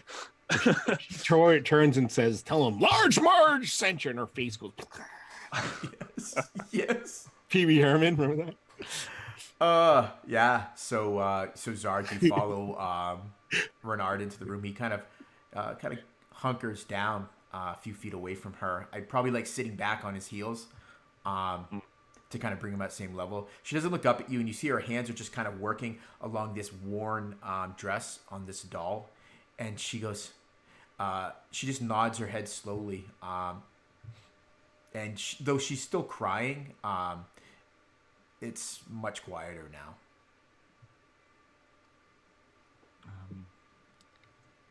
And Renard will sort of look back at Zar quickly, see if he's still there. Before turning back. No, I'm still there. Yeah. Yeah, you hear creak of a floorboard, and you see Vernak's large form in the doorway, looking past Zarg. And Zarg did not quietly walk at all, so he just trunched through it right up next to you. He's just standing there waiting for you to take care of her. She's gone. Where's she gone? Is she taken from you? She's gone. And her head slowly comes up, and you see her eyes are just bloodshot, with tears, streaked. Her face streaked with them. Rather attractive woman, maybe in her mid-30s. Hair pulled back, in like this silver. I don't know what a hair thing would be called. Brooch. Sure. We know what you mean. It Yeah. doesn't- So her hair kind of pulled back from her face, but you can definitely see that life must be hard in Barovia, because even though she may be in her 30s, she's already starting to get, she's got those crow's feet wrinkles around her eyes, and she kind of looks at you, and it's almost as though she's just recognized that you all are here. She looks over to you, Zarg, and Callie and Vernak, they're kind of hanging out more at the door. And she just says again, she's gone. I didn't keep her safe. Zarg taps Renard on the stomach, because they're both looking at her, trying not to look away, probably. And when you look down, you see he's holding a small cloth in his hand, and he's kind of like giving it to you to. Yeah. Just like take the cloth and hand it to the lady. Here. Please tell us what happened. Do you say Talos? Tell us what happened. Tell us what happened. Yeah. Yes, awesome. I'm so happy. You go to hand her this cloth, and she her eyes kind of just go to it and then go back to you, to your face, Renard, and she doesn't take it. She's still clutching this doll, and as you're closer now, you see it's malformed, and the face of the doll has this leer, and the dress that it's wearing looks like it's maybe sackcloth.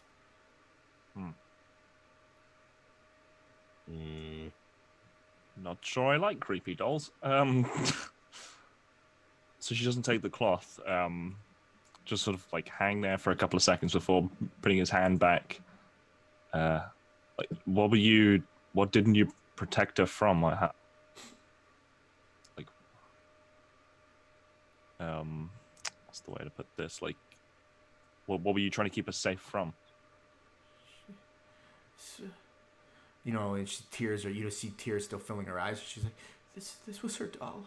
This was her favorite doll." And she kind of holds it up so you can really get a good look of this creepy doll.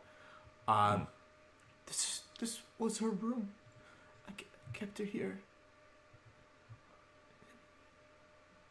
I kept her here to keep her safe. And she starts to cry some more. From what? You hear Vernak kind of say. Wait, this is something for Bernard to do. I was just about to be exotic, so I was praying to be like, from what again? Stop listening. Yeah. The devil. I didn't catch that if someone spoke. He said the devil. Zarg immediately steps up when he hears the devil. What? What devil is this? And almost eerily, when she says the devil, there's just like this, the thunder had stopped, but there's almost this peal of thunder. Ooh, Talos is with us. And she says, the devil Strahd. He has taken her. The devil Strahd? Renard, do you mind if I ask her a question? I know this is your thing. Her eyes and her head immediately turns to you, Zarg, and looking up at you, because you said you stood up, right? Yeah, oh, absolutely. And she nods. Rush right towards her because devils, fucking. She like falls backwards when you rush towards her. Oh Jesus! Whoops! I don't. Zarg stops, even though he says what he does. He's like, "Oh, madam," and he reaches down to help her up. He's not mean. He's just aggressive. Does she let him help him up? Yes. Yeah. You would notice that the doll has fallen from her hand onto the floor now when she kind of fell back, just not sure what you were going to do. As I stand up, I reach down, pick it up to hand it back to her. Yeah. You notice as you pick it up, because you're a perceptive guy, you see this little, you can see where there's some sort of like label has been stitched into this sack dress hem. And it reads, is no fun, is no Blinsky.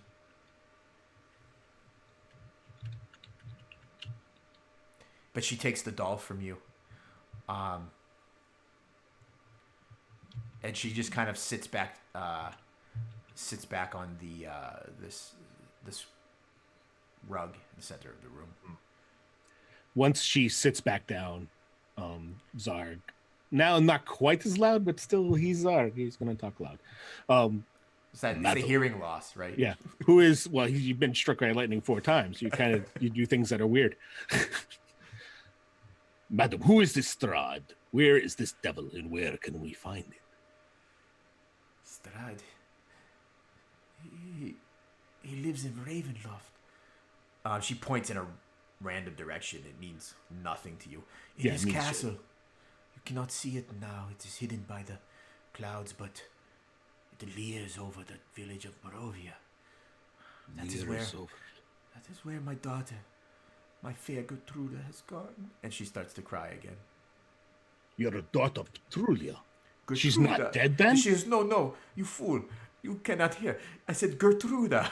Oh, Gertruda. No, I'm just kidding. She doesn't say that, but she did say Gertruda. No, I'm writing it down. Sorry. I heard Gertruda. Gertruda, you fool. You're fucking killing me now. There is this Strahd, this devil Strahd, lives in Castle Ravenloft. Just around here? How far away is this castle? Oh, jeez. How far is it? I'm not even sure this woman would know. All right, you could just say it distant. It doesn't. She goes. It's irrelevant to Zark. He doesn't care. He's just asking because that's what you do. Half a day from here. He looks up at Renard. Renard, that is very close. Didn't the vistani guy say something about a demon devil creature that caused tons of harm to this town, Barovia? Were there not tales, and they would not speak that creature's name? Could it be a devil? I've never encountered a devil before. Neither have I. This is a good day, then. We'll find this devil and kill it. Madam, if your daughter is alive, would you like her returned for you? You see, probably the first time you would see this glimmer of hope on this woman's face, and then it quickly fades, and she shakes her head. She says, "It is impossible. No one can beat the devil. He is the lord of this valley. He has been for centuries." Lords can be stopped. Anyone can be stopped except for Talos. And luckily I worship Talos. And my friend Renard here also worships Talos. And as the storm, you can hear in the distance that thunder that you hear. That will be us smashing this devil to the ground. We shall return your daughter. She's shaking her head. You can see in her face that she wants to believe what you're saying, and she says, "Others have come. Others like you." And she looks across the four of you. And she says, "There are no others like us." And she continues, she says, "Powerful warriors, wizards, they all thought to do the same thing. All of them." She starts to cry again. She says, "All of them have failed. My daughter is lost." No. And quickly, just going to jump. There's this peal of thunder outside George and Zadara. It's like out of nowhere. It's just like rain coming down all of a sudden, and then there's no more. That one lone roll of thunder. And as you're standing by this open door, the crying has stopped. You can hear the kind of the murmured sounds of conversation. You hear obviously the louder, deeper basal tones of Zarg, but you also hear Veranak as well. And then it's punctuated by occasionally more sobs, maybe not quite as loud or as heartfelt, but crying nonetheless. She's still leaning on George with the straw in her mouth. She looks up, with the uncovered eye with no sash on it, and she says, "Do you want to go in?" George want to get warm. Maybe go sit by fire.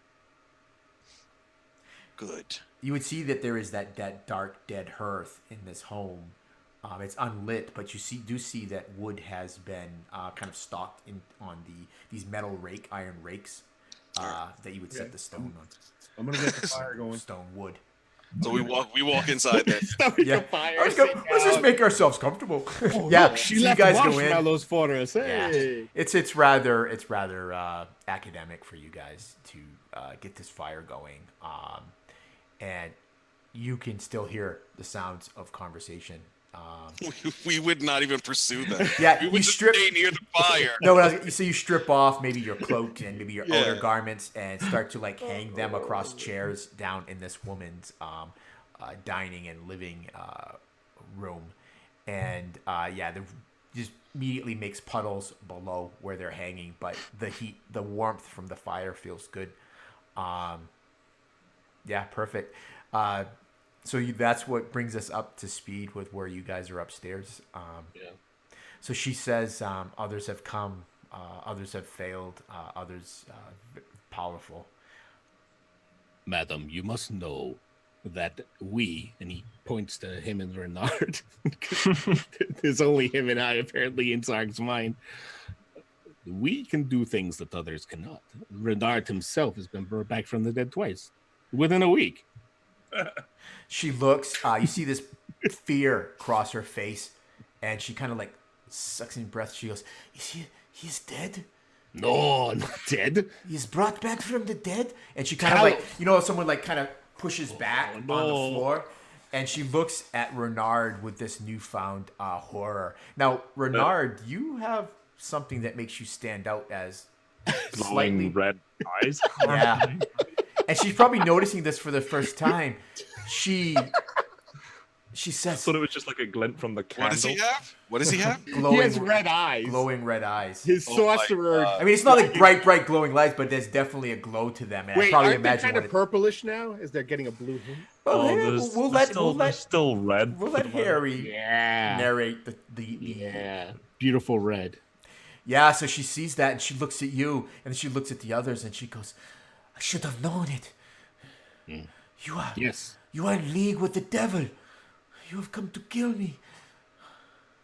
No. So at this point in time, Zadara would walk upstairs to where they are. Yeah, you would hear like that sound of someone like clamoring. And she would just pop her head in the room. She'd be like, I started the fire downstairs. You hear this. As she's doing, another devil. Yeah, you would quickly. Okay, give me an insight roll. Renard and Zarg. You can give me an insight roll. I only say that because the other players are not here, so I can metagame the hell out of this, but I am going to spend inspiration. Clink. Then cast it again because I don't like that roll.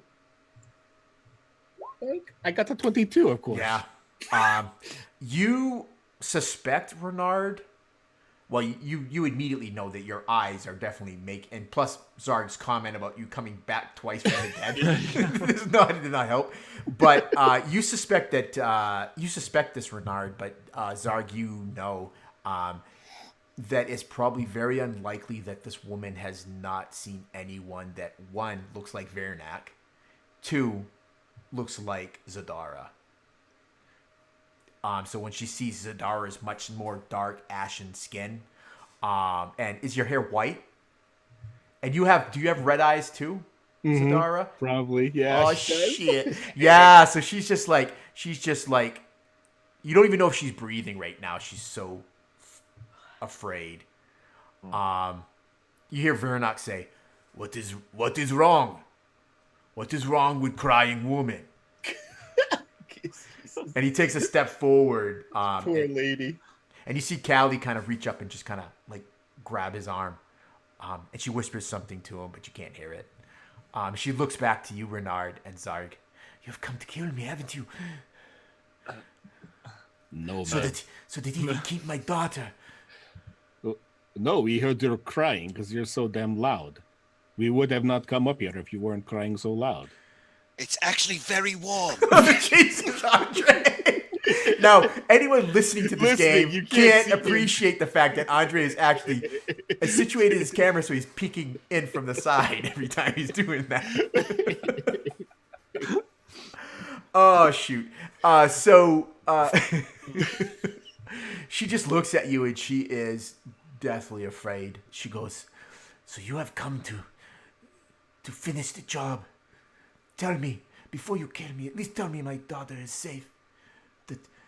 We don't know your daughter. You just told her name was Pertude or something. She's safe.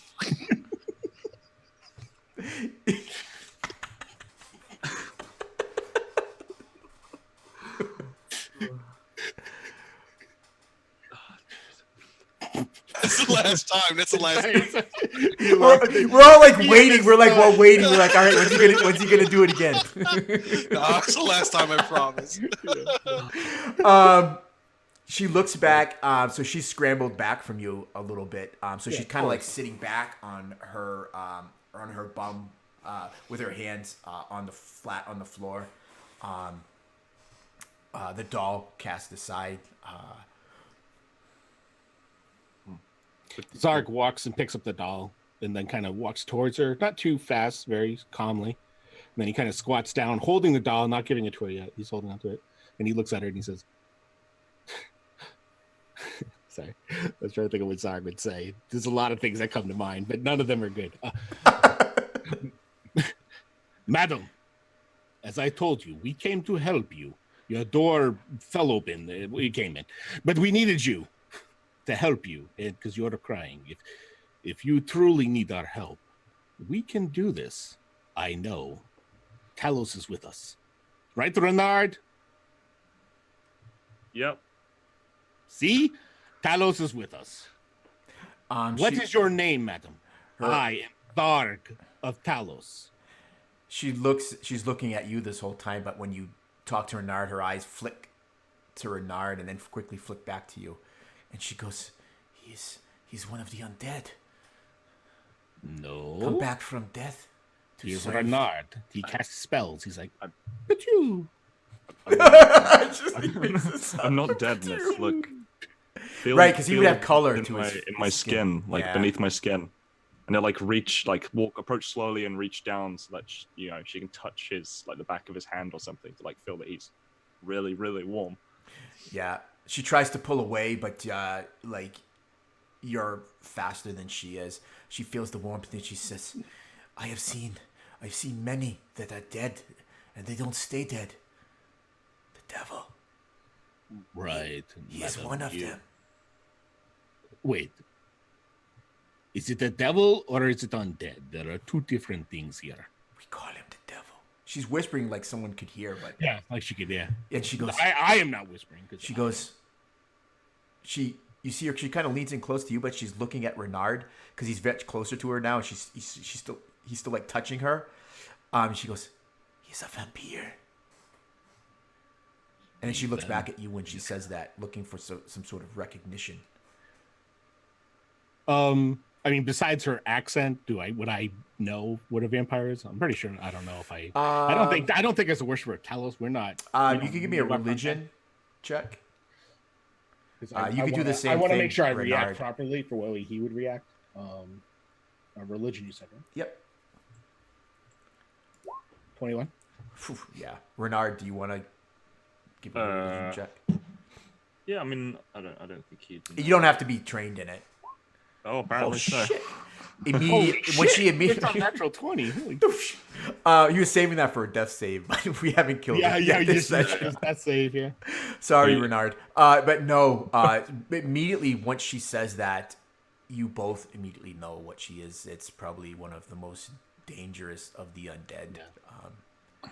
And with those roles, I would say that you would know that. Well, what would you want to know about a vampire? And you're probably going to know most of that. Renard, I'm going to say you know like all of the standard kit of a vampire. They can't go out in direct sunlight. They can't be submerged. They can't submerge themselves in running water.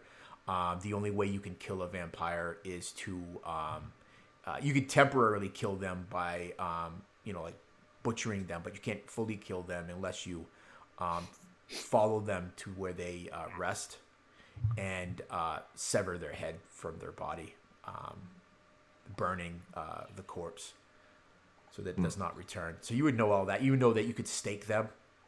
If you would put a stake through their heart, it won't kill them, but it will paralyze them.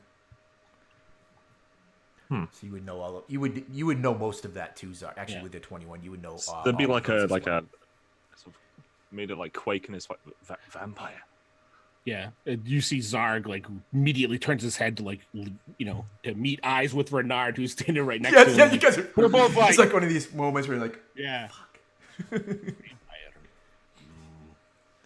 I mean, not that I'm afraid to fight a vampire, but I am unequipped to fight one. Are think you I would've- okay, Renard? I think I would have preferred a devil.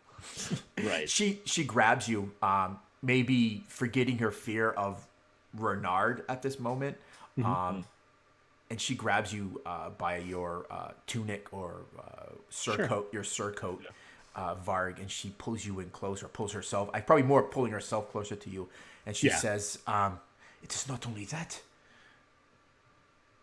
He has total dominion over this valley. Everything answers to him." Could you ask her if she has? Yes. Where does she keep the salt?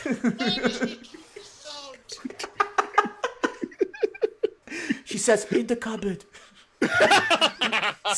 second door from the left." When she says that, it designs. Thank you. You're welcome. Now where were we? You know, say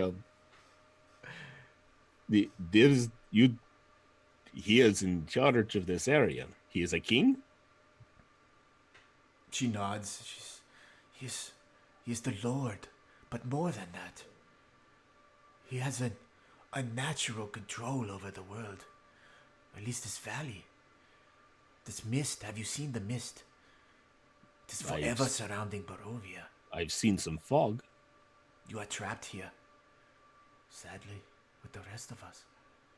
I What does she mean we are trapped here? You hear Callie. I look over. Yeah, pipe I in. look over at Renard. Because like Vernek and Callie are slowly drifting in inching closer. forward, yeah. We're trapped. You're trapped. Can't just go back through the gates. You do, you will die. The mist it will kill you. I've seen others try. They never return. The Vistani. You've seen the Vistani. Yes. We ate with them. Good dancers, not good conversationalists. They don't tell us who the devil Strahd is. She looks at you. She says, you cannot trust the Vistani. Well, you can't trust all of them. Okay. Saga's trying to process that. Okay, can't trust them. I can't trust all of them. Zadara says we can't trust anybody. Renard says we can trust some of them. You guys are all conflicting. And George just doesn't care. So fuck you. George is cooking a steak. Yeah, he is. Yeah, he is. Maybe it's a steak. It looks. It oddly looks the shape of a human. George human should get leg, me and but, George should get an extra. Me and George should get some HP back because we're eating, we're warm, we're resting. Yeah. Oh yeah, you guys can assume that you're taking a Yeah. short rest. Yeah, you guys got a short rest. Get some power back. Hell yeah. There you go. Not Renard though. Not us. No, We're you guys busy are conversing. Still working. You guys are still working. We're working it. We're working it hard. What of Madame Ava? Is she to be trusted? Madame Eva. She's one of the most powerful of the Vistani. So that's what, a D10 I can take? Yeah, you have two HD. That you can use. You can roll up to two D10s. Yeah. You can roll one at a time. Plus so your you roll con. one and- Yeah. So 3 plus your con. You can re-roll the one. We re-roll ones. Aw, I'm a hardcore TM. Not on Curse of Strahd, I'm not. So where were we? Yeah, what of Madame Ava? I said. Oh, Madame Ava. She says she's one of the most powerful of the Vistani. She is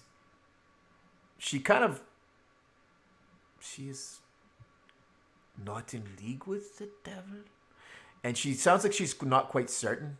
But then again, she's not quite certain either way. She goes. She thinks of what the best word would be. Her tribe, her clan. No, she would say clan. Her clan is separate. I think there was some sort of schism or something. They camp up by the falls. But and her eyes fall back to the doll that you hold in your hand. Yes. She goes, and it's almost like she remembers, and she starts. Her eyes begin to water again, and she goes, "But it does not matter. My Gertruda, she is lost to me." Zagos looks at her and looks back to Renard, and if Renard doesn't seem like he's going to say anything, he'll say something. No, he'll just let you talk. Yeah, he comes back. Thanks. Let the guy with a little charisma talk. Yeah. She looks at Renard like, "Are you going to say something?" Oh, wait, no. This guy, no, the low get charisma back guy's to- going to yeah, talk. Madam, what is your name, so that we can tell your daughter when we save her that her mother is looking for her? Mary. Mary. Does she have a last name, or do we just want to call her Mary? I could give her a last name. Sure, we got her last name. That's fine. Her last name is Diavolov. I will put it in the chat. Thank you, DM, because I had trouble with Pertrude or whatever her name was originally. Gertrude. Gertrude! Yeah, it's Gertrude. I wrote it down. I was just joking. Well, that's the one thing about this adventure it'll challenge your ability, like people like me, to say these multi-syllabic Slavic names. Diavolov, yes. Yes. Madam Mary. He holds up, out of his pouch, he holds up a gold coin and hands it to her. We knocked your door off the. It might be broken. I feel bad almost, but not really. But I feel that recompense is deserved by you. So here is a gold coin. Perhaps you can get that fixed. If not, I can hire someone if you wish. Yeah, Renard is good with the hammer. she numbly takes the gold coin, and you see her just inspecting and looking at it, flipping it over. Where would it have been minted? Oh, well, what is it minted? This was the gold coin that I got from the orphanage that worships Telos. So perhaps it was minted by them themselves, as the churches tend to mint their own coins with the gold. Yeah. You see, she definitely looks like she has no recognition where this coin was minted. And she hands the coin back to you and says, I do not need your coin. But I broke your door, madam. You do not understand. It is important for us to pay you. Perhaps the favor of saving your daughter. Yeah, so she's equal? pushing it. She pushes this coin back into you. She says, if you save my daughter, that would be more than payment than 1,000 doors. Oh. But that's not an invitation for you to break my door 99 more times. Thank you. I thought you might have closets that need to be broken. I look down at the doll and I look back at her and I say, would it be possible, Mary, for us to take the doll so that if we find your daughter, that we can use this to let her know that it's from you and that we can be trusted? I don't want her to be afraid of my scary friend Renard here. Yes, and you see that hope kind of creeping in on this woman's face, and she, you have the doll already, but she's right. Like, yes. I know I do. She like puts her hand over she pulls her hand that Renard has been kind of touching this whole time, and she kind of clasps both of her hands over your hand that is holding the doll. She says, and kind of gently pushes it towards you. Yes. Thank you, Mary. We will figure this out, and we will come back to you, and we will keep you informed over the next couple of days to find out how it happens. Please stay safe until that time. Renard, do you have any else things to say to Madame Madam is Mary Diabolov. Wait, no, Madam. He's using that as a thing that she's Mrs. Like, no, that's not her name, Madam. This very this pleasant smell of cooking meats, maybe of some sort of stew, slowly wafts its way up into the room. Renard, are you cooking dinner? No, he's not Renard. No, that's what Vernac says. That's not Renard. He's standard nice to you. Oh yeah, I'm still using that accent. That's stupid. Yeah, it's catchy, but yeah, no, it's Vernac. And he says, Renard's right there. Not him. The others. George. The little one. Right. Yes, our friend Zatara. My disciple. Let us, Mary, perhaps you would like to eat something. You're looking rather skinny. And with that, he kind of bows and walks out the door down to the front. Nice. Vernac steps forward and helps Mary up, and because she nods her head, you don't stay to see her do it, Zarg, but she would make her way down.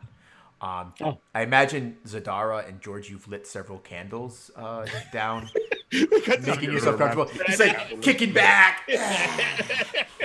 She's like got a toothpick, leaning on George. George's got his armor off. He's like kicked off his boots. He's got half naked. Her clothes are hanging around. George is half naked. His clothes all just laid out like just full bellies. Yeah, he's feeding a little tidbit of like bread to his mouse. So funny. Well, this is unexpected. Zadara, George, little mouse creature. Let us go now.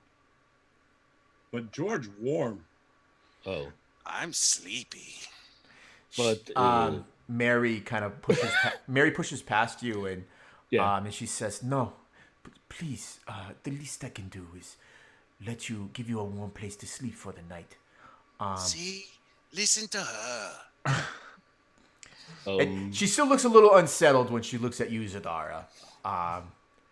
and maybe even still a little unsettled when she looks at you notice Renard, she tries not to make eye contact with you, but at least for now she seems to believe that you're not the Walking Dead. Yeah. As she says that, I'm gonna take up Pilfert, and Pilfert's gonna say, "She's a smart woman. Tell her thank you." And I'm gonna look at her and say, "Wait a second. When do you get to say what Pilfert says? I thought I get to be Pilfert." No, you both do. Yeah. No, I love it. I love it. So I don't know what her reaction is gonna see when she sees a Goliath talking to a mouse, but. Well, one, she doesn't know you're a Goliath. She just thinks you're a really large, gray-skinned human. She just goes. She probably doesn't say to anyone in particular, but she goes. "Oh, that one has a pet. How cute!"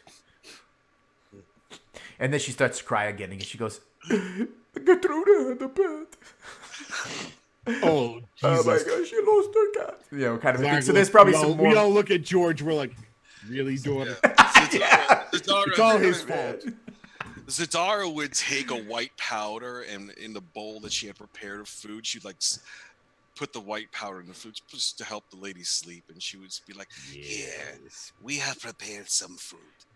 We thank you for your hospitality." Yeah, so you guys are probably able to whip together like a stew, like probably like a hunter's stew. You just take a little bit of everything and kind of put it in there and cooked it up, and it's actually pretty good. It probably tastes really good when you've spent the better part of the afternoon slogging your way through rain, running away from wolves. And so she would. You notice that she would. Well, I don't know if she'll eat the stew yet, because she seems to really want to make sure that you all are comfortable. You guys would probably fill in. I'm assuming the others that were not upstairs, like what kind of happened. That conversation can be had through roleplay, because I have a couple of ideas on it. Okay, yeah, but you guys can chat. So, because I'm going to fast forward a little bit. So she makes you guys comfortable. She offers you guys some wine. She apologizes. She says, "I only wish that I had more, but wine is very scarce. We get it from the Wizard of Wine winery far to the west. They have not made a delivery in several weeks." It's not bad, actually. Yeah, it is. It actually is pretty good. It's called like grape sour mash, is what you would see on a label on the bottle. But she pours it out to you. You notice that she waters hers down a little bit. But so you're gonna give her some powder to help her. Yeah, just to help. Yeah, just to help her calm down. It's gonna be it doesn't have to let her make her sleep, but it'll at least take off the edge. You get a sense that this woman has. Yeah, that's exactly what it is. Zadara just gave her the Xanax. That's right. Yeah. Wait, what's the other one? Cymbalta? What's the other sleeping one? I don't know. I actually thought he said, "I give her the axe." I'm like, holy shit, she's dead. Right in her head. So she sits at this by the fire, and she puts her feet up on this little footstool, and she quickly drifts off to sleep after finishing this bowl. She sets it on the floor next to her. But you get a sense that you don't know when Gertrude disappeared, but you get a sense that this woman probably has not slept much at all since then. And so exhaustion finally takes her over, maybe with that little bit of hope that you've given her, Zarg. Inspiration, by the way, my friend. Renard as well. Zarg does not care about. I'm all top. Yeah, Renard, you're just like the hanger-on of inspiration. I also will give inspiration to Jorge and Zadara too for their role in. And one to Pilfert. Pilfert always gets inspiration. Hell yeah! Remember that, George. You can use Pilfert's inspiration to buff yourself. I've just metagamed the shit out of this. Now you have 6. Up to 6. Up to 6. Perfect. I'm gonna edit that part of. That is funny.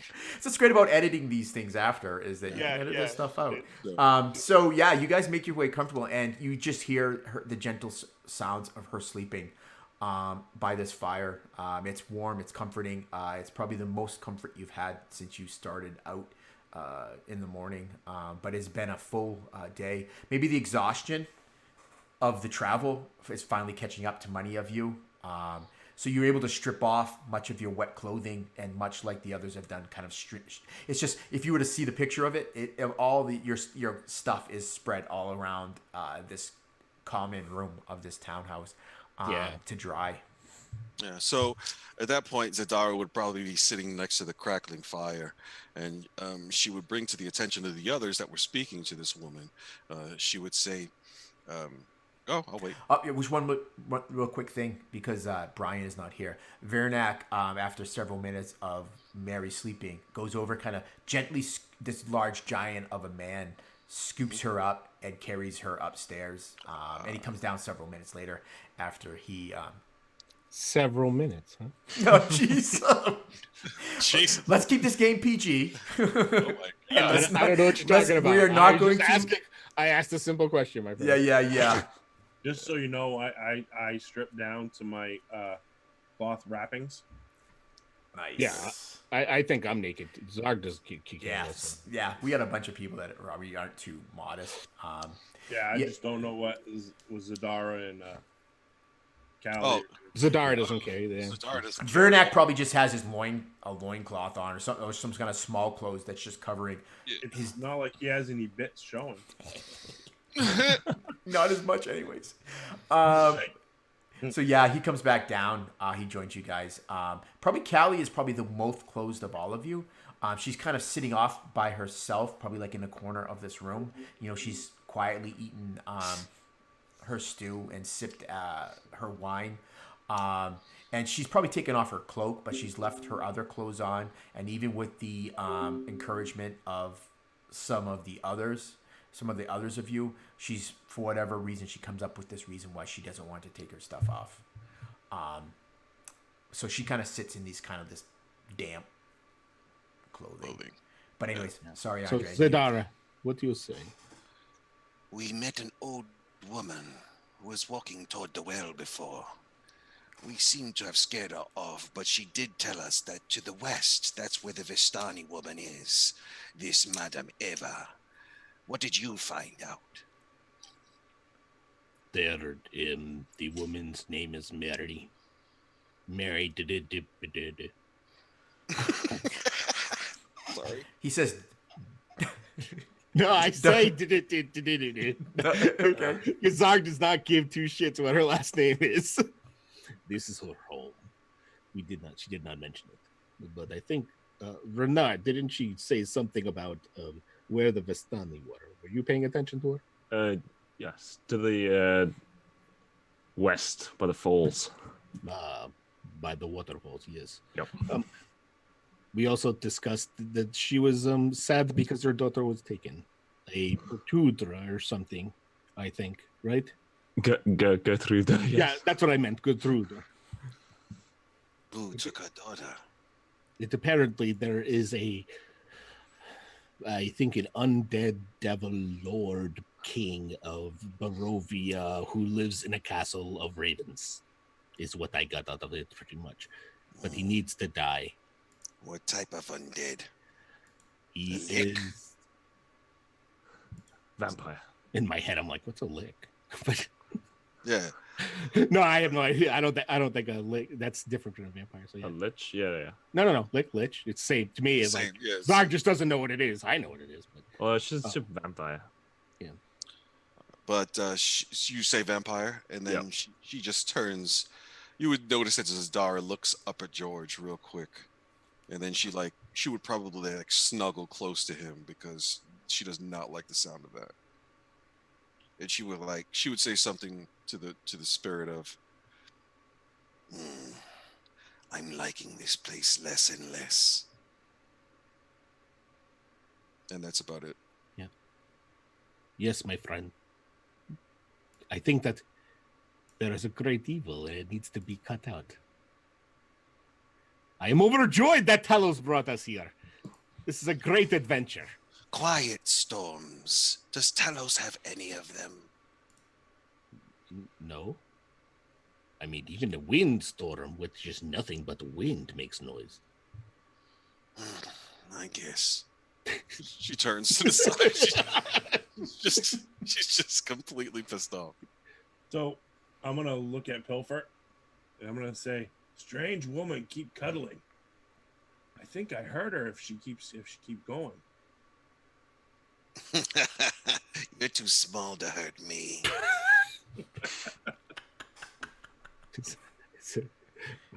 Zark has no idea what they're talking about because he doesn't get it. With that, if no one else talks about anything, I think Zarg, we gave most of the information. And if Renard doesn't say anything, then Zarg, as naked as he is, will go outside to the well, draw up some water, wash himself off, and then come back in and then lay down and go to sleep.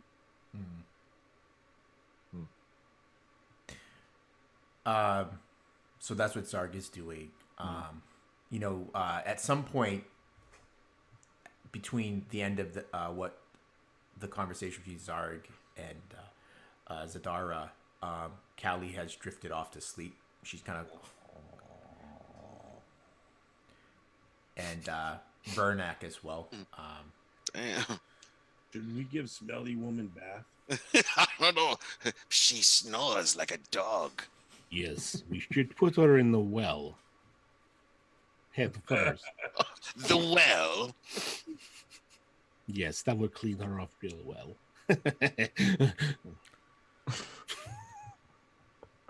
Zadara falls asleep. At the thoughts of killing Carrie.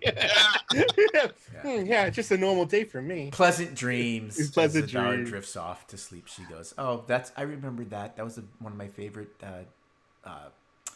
bedtime stories." Yeah.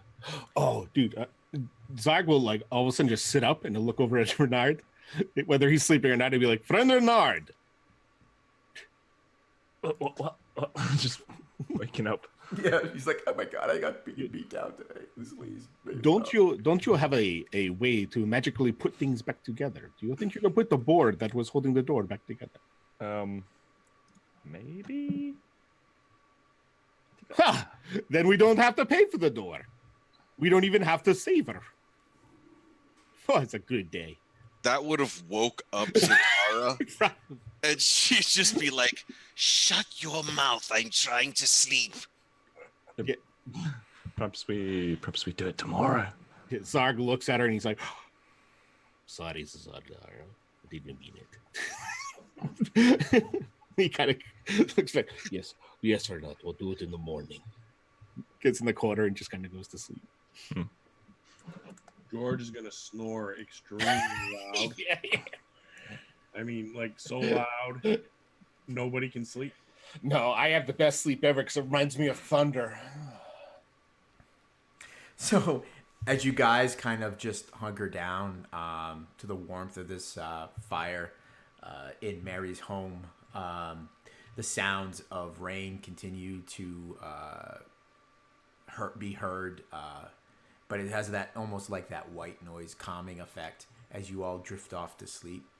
And as you're drifting to sleep, Renard, you come bolt upright as you remember something else that you remembered a few other things about vampires, and that I will tell you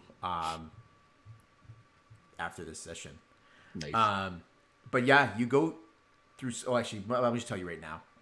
So one of the things that you would remember is that a true vampire cannot enter someone's home unless they are invited, and that vampires seem to have this the power to dominate those they see, their gaze falls upon, and make those people almost docile. So you would remember that. That's kind of that last one is the one that makes you kind of sit bolt upright. Like, wait a second.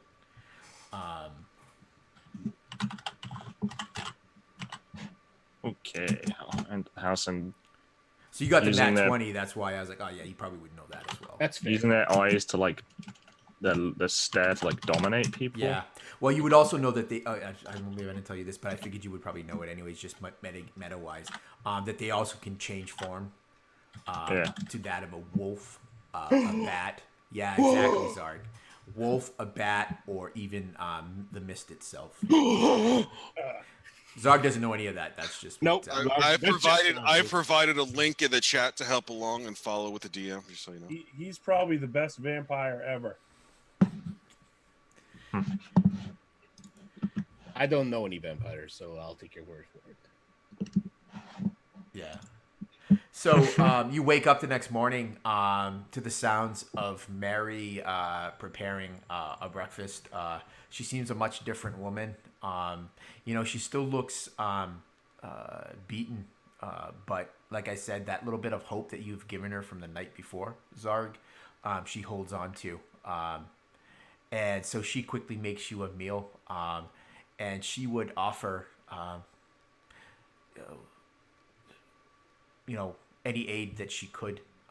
So anything, if you had questions about the village of Barovia itself, or she would do her best to answer any other questions. Zarg goes outside and sits by the well, just leaving everybody, and begins to pray since he has to do his morning prayers. Yep, perfect. Plus, it'll give me a second to step back and go to the bathroom. I'll be right back. Oh, I was yeah. say Renaud would follow it out and just like sit and listen, I guess. Nice, yeah. So yeah, you end up kneeling down with me, and he's like, "Yeah." And I take off my holy symbol and I hand it to Renard. Yes, Renard, this will help. Direct channel. Zarg, as you do this, I'll tell him when he comes back. So what are the rest of you doing? If anyone has to dip out to use the bathroom, that's fine. Do we want to take a quick little break? We're almost done this session, but let's take a quick little break. And How long we looking to go for? not much longer. Eyes are a little droopy here. Yeah. We're right about where I'm just keeping track of the session time. So let's go with you, Renard and George. Would be you actually, Renard, you went outside, didn't you? Renaud is praying with Zog.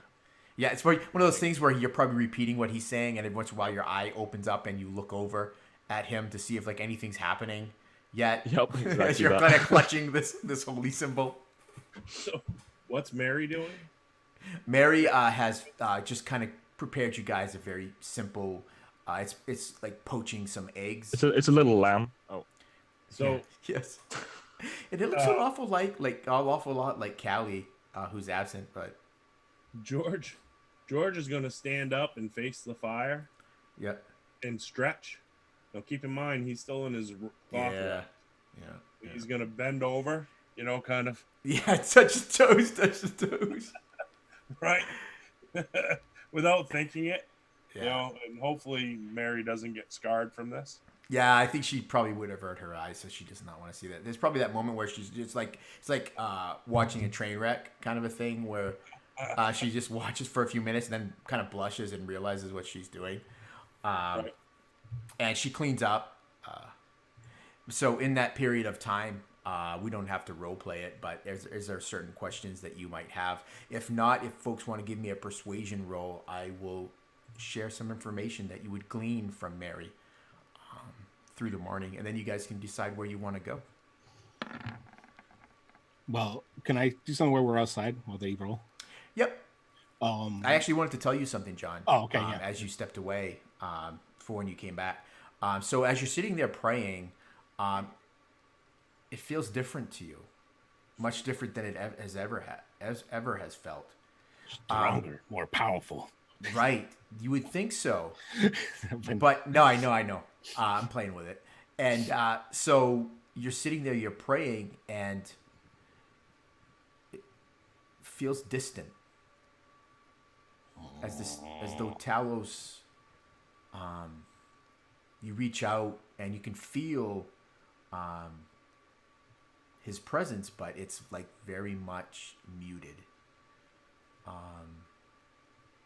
And even that, it took you several minutes of quiet. Well, not quiet. What did I say quiet for? That makes no sense. That's not really my This way. loud kind of mantra you're probably saying as you it's kind of like a... Yeah. And so it's something that you have never felt in all the time that you have devoted yourself to Talos. Is there when I'm choosing my spells, are there any spells that don't come to mind as if like they're blocked or that prevent me from using them? Or No, you feel like it's like a trickle. You're used to this you open this tap and the power comes to you, and you are then able to take this power and convert it into the divine magics that Talos grants you. Okay. So you feel like as though there's this trickle, and it, again, it's like it takes you working away at, and we're being very, very figurative here. Yeah. And what it is you kind of pick at that, and then you kind of make that trickle a little bit stronger. But it is very disconcerting to you, Zarg, who is so faithful to Talos, to not feel that that bond that you are so used to. No, and it immediately makes Zarg go through his mind all the actions that he took, like thinking that maybe he didn't do what Talos wanted. Maybe he read the signs wrong. Maybe the thunder and lightning that Talos was sending weren't actually for him to go this way. Maybe they were a warning. He kind of peeks at Renard and looks back like, well, maybe he was right. But I won't. You catch Renard. You catch Renard kind of mimicking what you're doing, and you kind of see him like his eye kind of pops open and it looks over at you as he's clutching his holy symbol, and you kind of like there's that moment, that awkward moment when you both look at each other. We both peek. Yeah, we stop. I finish up, but it takes longer. But I don't say anything. I won't say, and definitely not to Renard, that there's a problem. I will act like I normally do. The difference is that while we're sitting there, I will reach into my pouch and hand Renard the letter that I have. Renard, I had picked this off the dead body. Perhaps you want to read it. Yeah, I love it. So Renard, what do you do? He hands you this blood. It's blood soaked. Probably like the sound of the envelope. You just hear like Callie like through the door, like poking your head through the door. Yeah. The sound of an opening like envelope. I will just read this letter. Perfect. So you're opening this letter. The other two of you, George and Zadara, you both did your persuasion rolls. What specific questions might you have, or what information might you be seeking from Mary? How many toes does his daughter have? Are there a lot of wolves in the area? Ooh, good question. Yeah, she would say, well, I was going to do it in her voice, but I guess I don't need to do it in her voice. No, you don't have to. So she would say there are many wolves. Wolves plague this land. Yeah. She says it is worse at night. And she would probably kind of spit towards the fire and say, yes, more come out at night. Wolves are the agents to the devil. And even though the sky is not...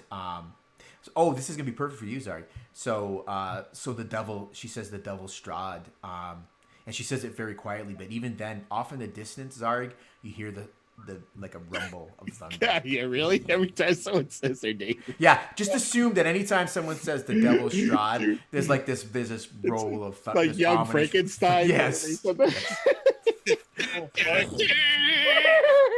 And where it is varies. Like this time it sounds much more distant, but you would see Zarg and Renard as you're outside in this little courtyard amongst these townhouses.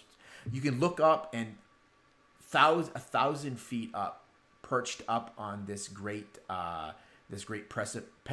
precipice, you see this great castle, dark and ominous.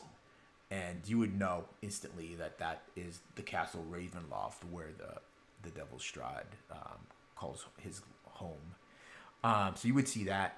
So you would know that, and you would also know that that the curse has been placed on this land. But Mary is not certain. She thinks it is due to some sin caused by the descendants of the Valley of Barovia. They caused some slight to the gods, and as punishment, they were cursed with this being trapped in this valley by this mist. So you would know that. You would also have learned that there are 3 divine gods, which are believed to have power or sway here in the valley. One is the Morning Lord, is what Mary calls him. And but she seems skeptical in that, and saying since Strahd came to the valley, She seems as though the light of the Morning Lord has faded more and more. She also speaks of this greater power called Mother Night. And the last and third, she says, is the Queen of Ravens. And let me see what else. Is there anything specific that you would be interested in knowing? Well, since this is a persuasion roll, Zadara would be talking to her casually, and then she would say something like, It is always customary where I come from, when guests stay in your home, that you provide them with some form of going away present. Now, I'm not saying you, Mary, should do that with us. However, it would be nice to know what ritualistic or magical protections the people of this place use against all the evil around us. The best that she could tell you, Zadara, is to do like they do, bar your doors and windows at night, pray to the god, and pray for morning is what she would probably say. Just prayers. That's Yeah. all. I'm No, gonna- no. What did you say, George? I'm going to laugh and look at her and say, that worked well for you, woman. Because we're obviously all in her house. It Yeah, did. it's- It brought us to her from outside. Yeah, and so you would probably notice Head comes in. you would notice that carved out of wood, but covered in appealing golden paint, is a symbol of the Morning Lord. It's a sunburst that hangs over this mantle of her fire. She would walk up to it. She would say, "No relics, no medallions, no gree dolls. Nothing helps you at all." No, she shakes her. She honestly does not have anything else to add to that. No. Shh. And, She says, she will tell you this, though. She would say, well, I told you the part that that the Morning Lord, and this is probably more fearful, that she fears that the Morning Lord's sway and power here in the valley is fading. She's already said that. And she would probably look and touch that fading symbol above her hearth when she does so. And she says, I'm sure, she would probably say something, more of a question to you and say, certainly you have seen that the sun, it does not glow so bright here. That is done by, and she doesn't say the double Strahd, because we're not going to have a thunder roll. But she goes, that is the curse. They can walk. Most days they cannot walk under the sun. But with the overcast, you are still not safe from. And she stops herself. She says, his ilk. She would probably. Yeah, I'm sorry. No, and she probably would just quickly around the gods. She would say that this is rumor. She's not certain of this, but Mother Night's sway on the valley seems strongest at dusk and at dawn, and that the only thing that she can tell you about the Queen of Ravens is it brings ill fortune on anyone that should harm a raven.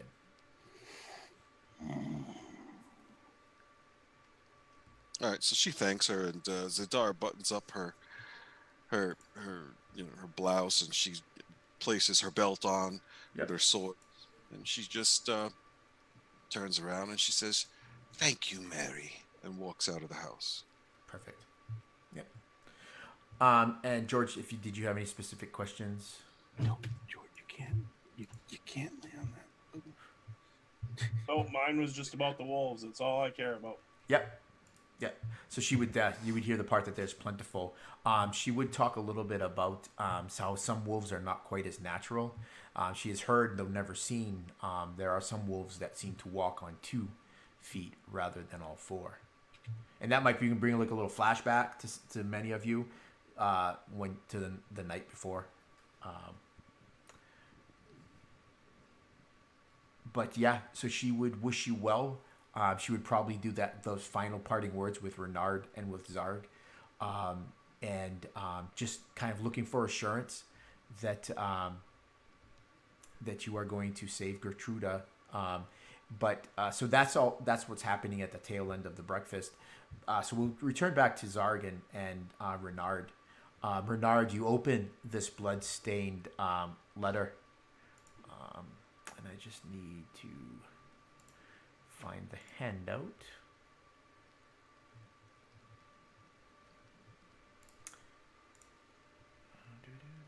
Where is it?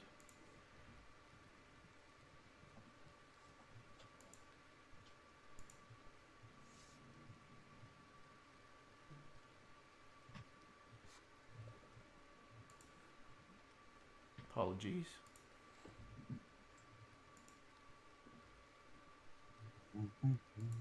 Da da da da da da da da. Elevator. Cue the elevator music, please. Renard, didn't someone say to find the Burgermeister? Here we are. So I'm going to share this with you, Renard, and you can then read it. Well, Okay. so you should have that. I'm going to move it up to the. Because it was my quest to find the Burgermaster from that dude. Yep. Yeah, right. Right. Did we ever figure out what a Burgermaster is? It's a mayor. You own a McDonald's or something? Yes, Yep. he's The the master of burgers. So it's I'm the Burgermaster. in the player characters folder Oh in my your God. handouts. You'll see it in the text handouts. I'm an idiot. Curling.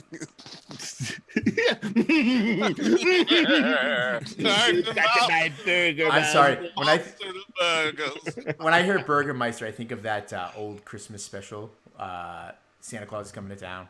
So I always think of that character. I'm Mr. Heat Winter. I'm Mr. Something. Yeah, well, don't force your Christianity things on me. Oh, I'm sorry. That was the Hanukkah show. Christmas? He said Christmas. Do you have it? Yep. Yeah, I've just finished Oh, okay. reading it. What does it say then? It's from that Burgermaster.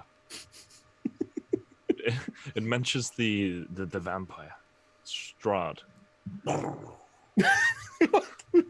Yes.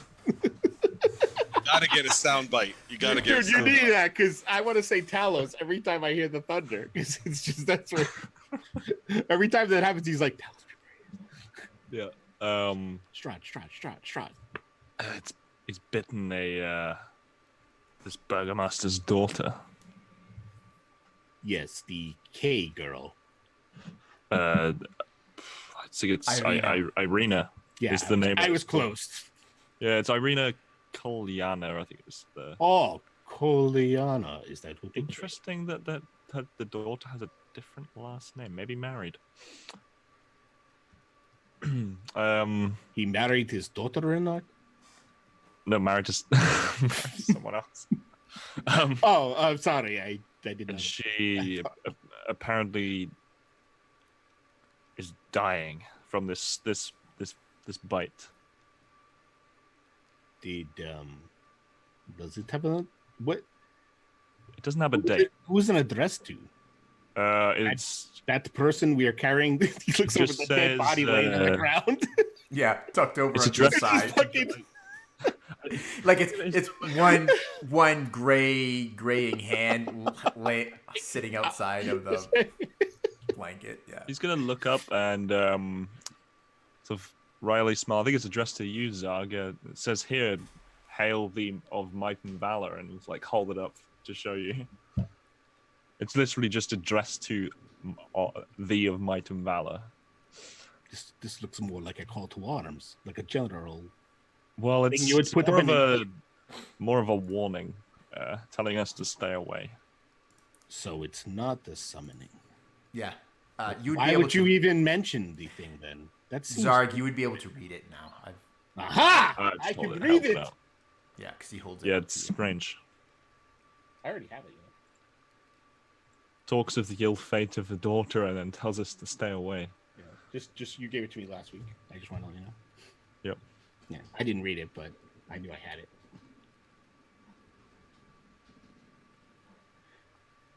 That does not sound like they're telling. That it's saying that you will offer wealth. All that can be had.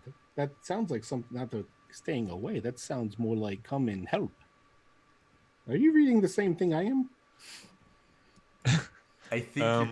Which handout are you reading? I don't know. It Wait. So I'm gonna pick out my letter from Collian and look at that. Yep. Yeah. Okay. You sent me Colliana's in the. Well, you wrong got section. one that the So fancy now dressed I've got version- I've Vistani got- gave. Yeah, to I've got Renard. the original, and then version 2 is the new one. Yep. Okay. So let me see. Their signatures are different. That is not the same person, right? You can The give me lettering is an different. investigation roll, Renard, as you I don't look need at it. If I both just put them letters. side by side, you can. I just see it. Yeah. You find that wacky typewriter, you'll find your bad guy. I can roll investigation there. We are playing a game, gentlemen. I'm gonna use my inspiration, one of them on that. Wait, do you have inspiration, Renard? I have 3 of them. 2 of them now. Nope. Apparently did not want me. Nope. Talos does not want it. There's a smudge of blood across. You can't. It's not obviously on the overlay or in the handout, but it's right across the signature. But you can give an investigation roll, Zarg. Oh yes, that is crazy, Bernard. Certainly, the size of the script. You don't need that investigation roll to recognize that it's actually the script is different sized. Yeah. And you probably suspect, there's enough of suspicion that you're like, I'm not really sure. Well, written the from the same letters look a hand. bit different, but then my reading's not so good. But you also know, too, that oftentimes not everyone knows how to read and write, and they would oftentimes pay someone to write a letter for them. You would assume that maybe a burgermeister would know how to read and write, but... Would you, Renard, if you had a daughter, would you refer to her as the fair? Well, these that is probably too. I wouldn't refer to my own daughter as the fair. I just see that as a way of enticing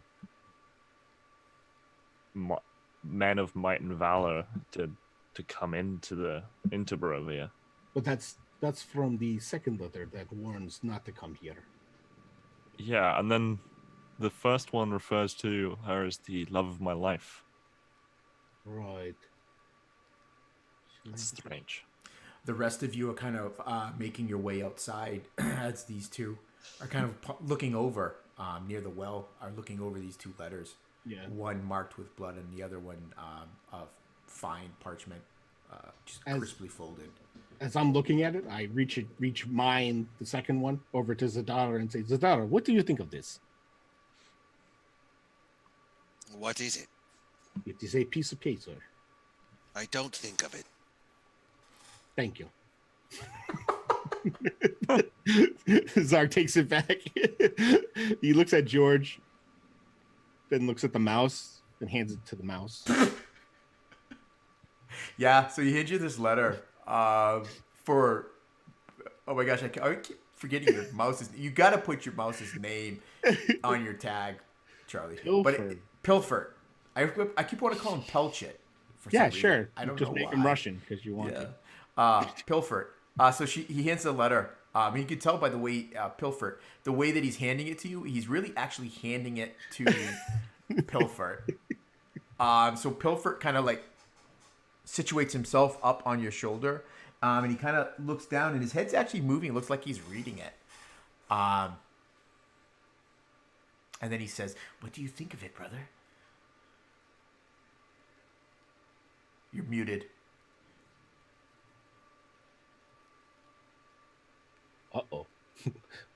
Broken Okay. every bone in his body. What's it say? George no read. Huh. Yeah, DM. What does it say? Pilfert looks in and says, he says, shrugs his little shoulders and looks back up at you, and Georgian says, well, you never taught me to read either, brother. So then Pilfert would grab it and just start eating it. Yeah, yes. He grabs a corner of it. Zarg, Starts chewing at his it. eyebrow goes up. He's like, friend George, I think that your brother is eating the note. I'm not sure that's what I meant. He no read. I no read. Oh. Yeah. With that, I just take it from him. And then I look around and I look at Vernak and I assume that Vernak is a lot like George in that. And then he goes back to Zadara. I don't know what Vernak's doing, but he's clearly doing something that makes you say, no. Yeah, no. Vernak is over there picking his teeth with his axe. He's like, because, you know, random shit like that. He looks back at Zadara, but she didn't do anything. So then he looks over at Callie. And So as far as Zadar is concerned, she just wants to go see this madam, and all of this is a waste of time. yeah. So that's why she's not participating. Not because she's being stubborn, but she just wants to. So I take the note and I hand it back to Renard. Yeah. So he hands you back the note, Renard. Either way, we should speak to this Burgermeister eventually. Once we see the gypsy. Yes, perhaps we go to see this Ava first. It sounds Make good. it back. And I think that we should prepare. He kind of like reaches down, and you notice that he has 4 vials on his pouch, on his belt.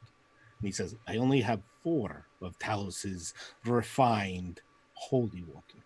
We will probably need more.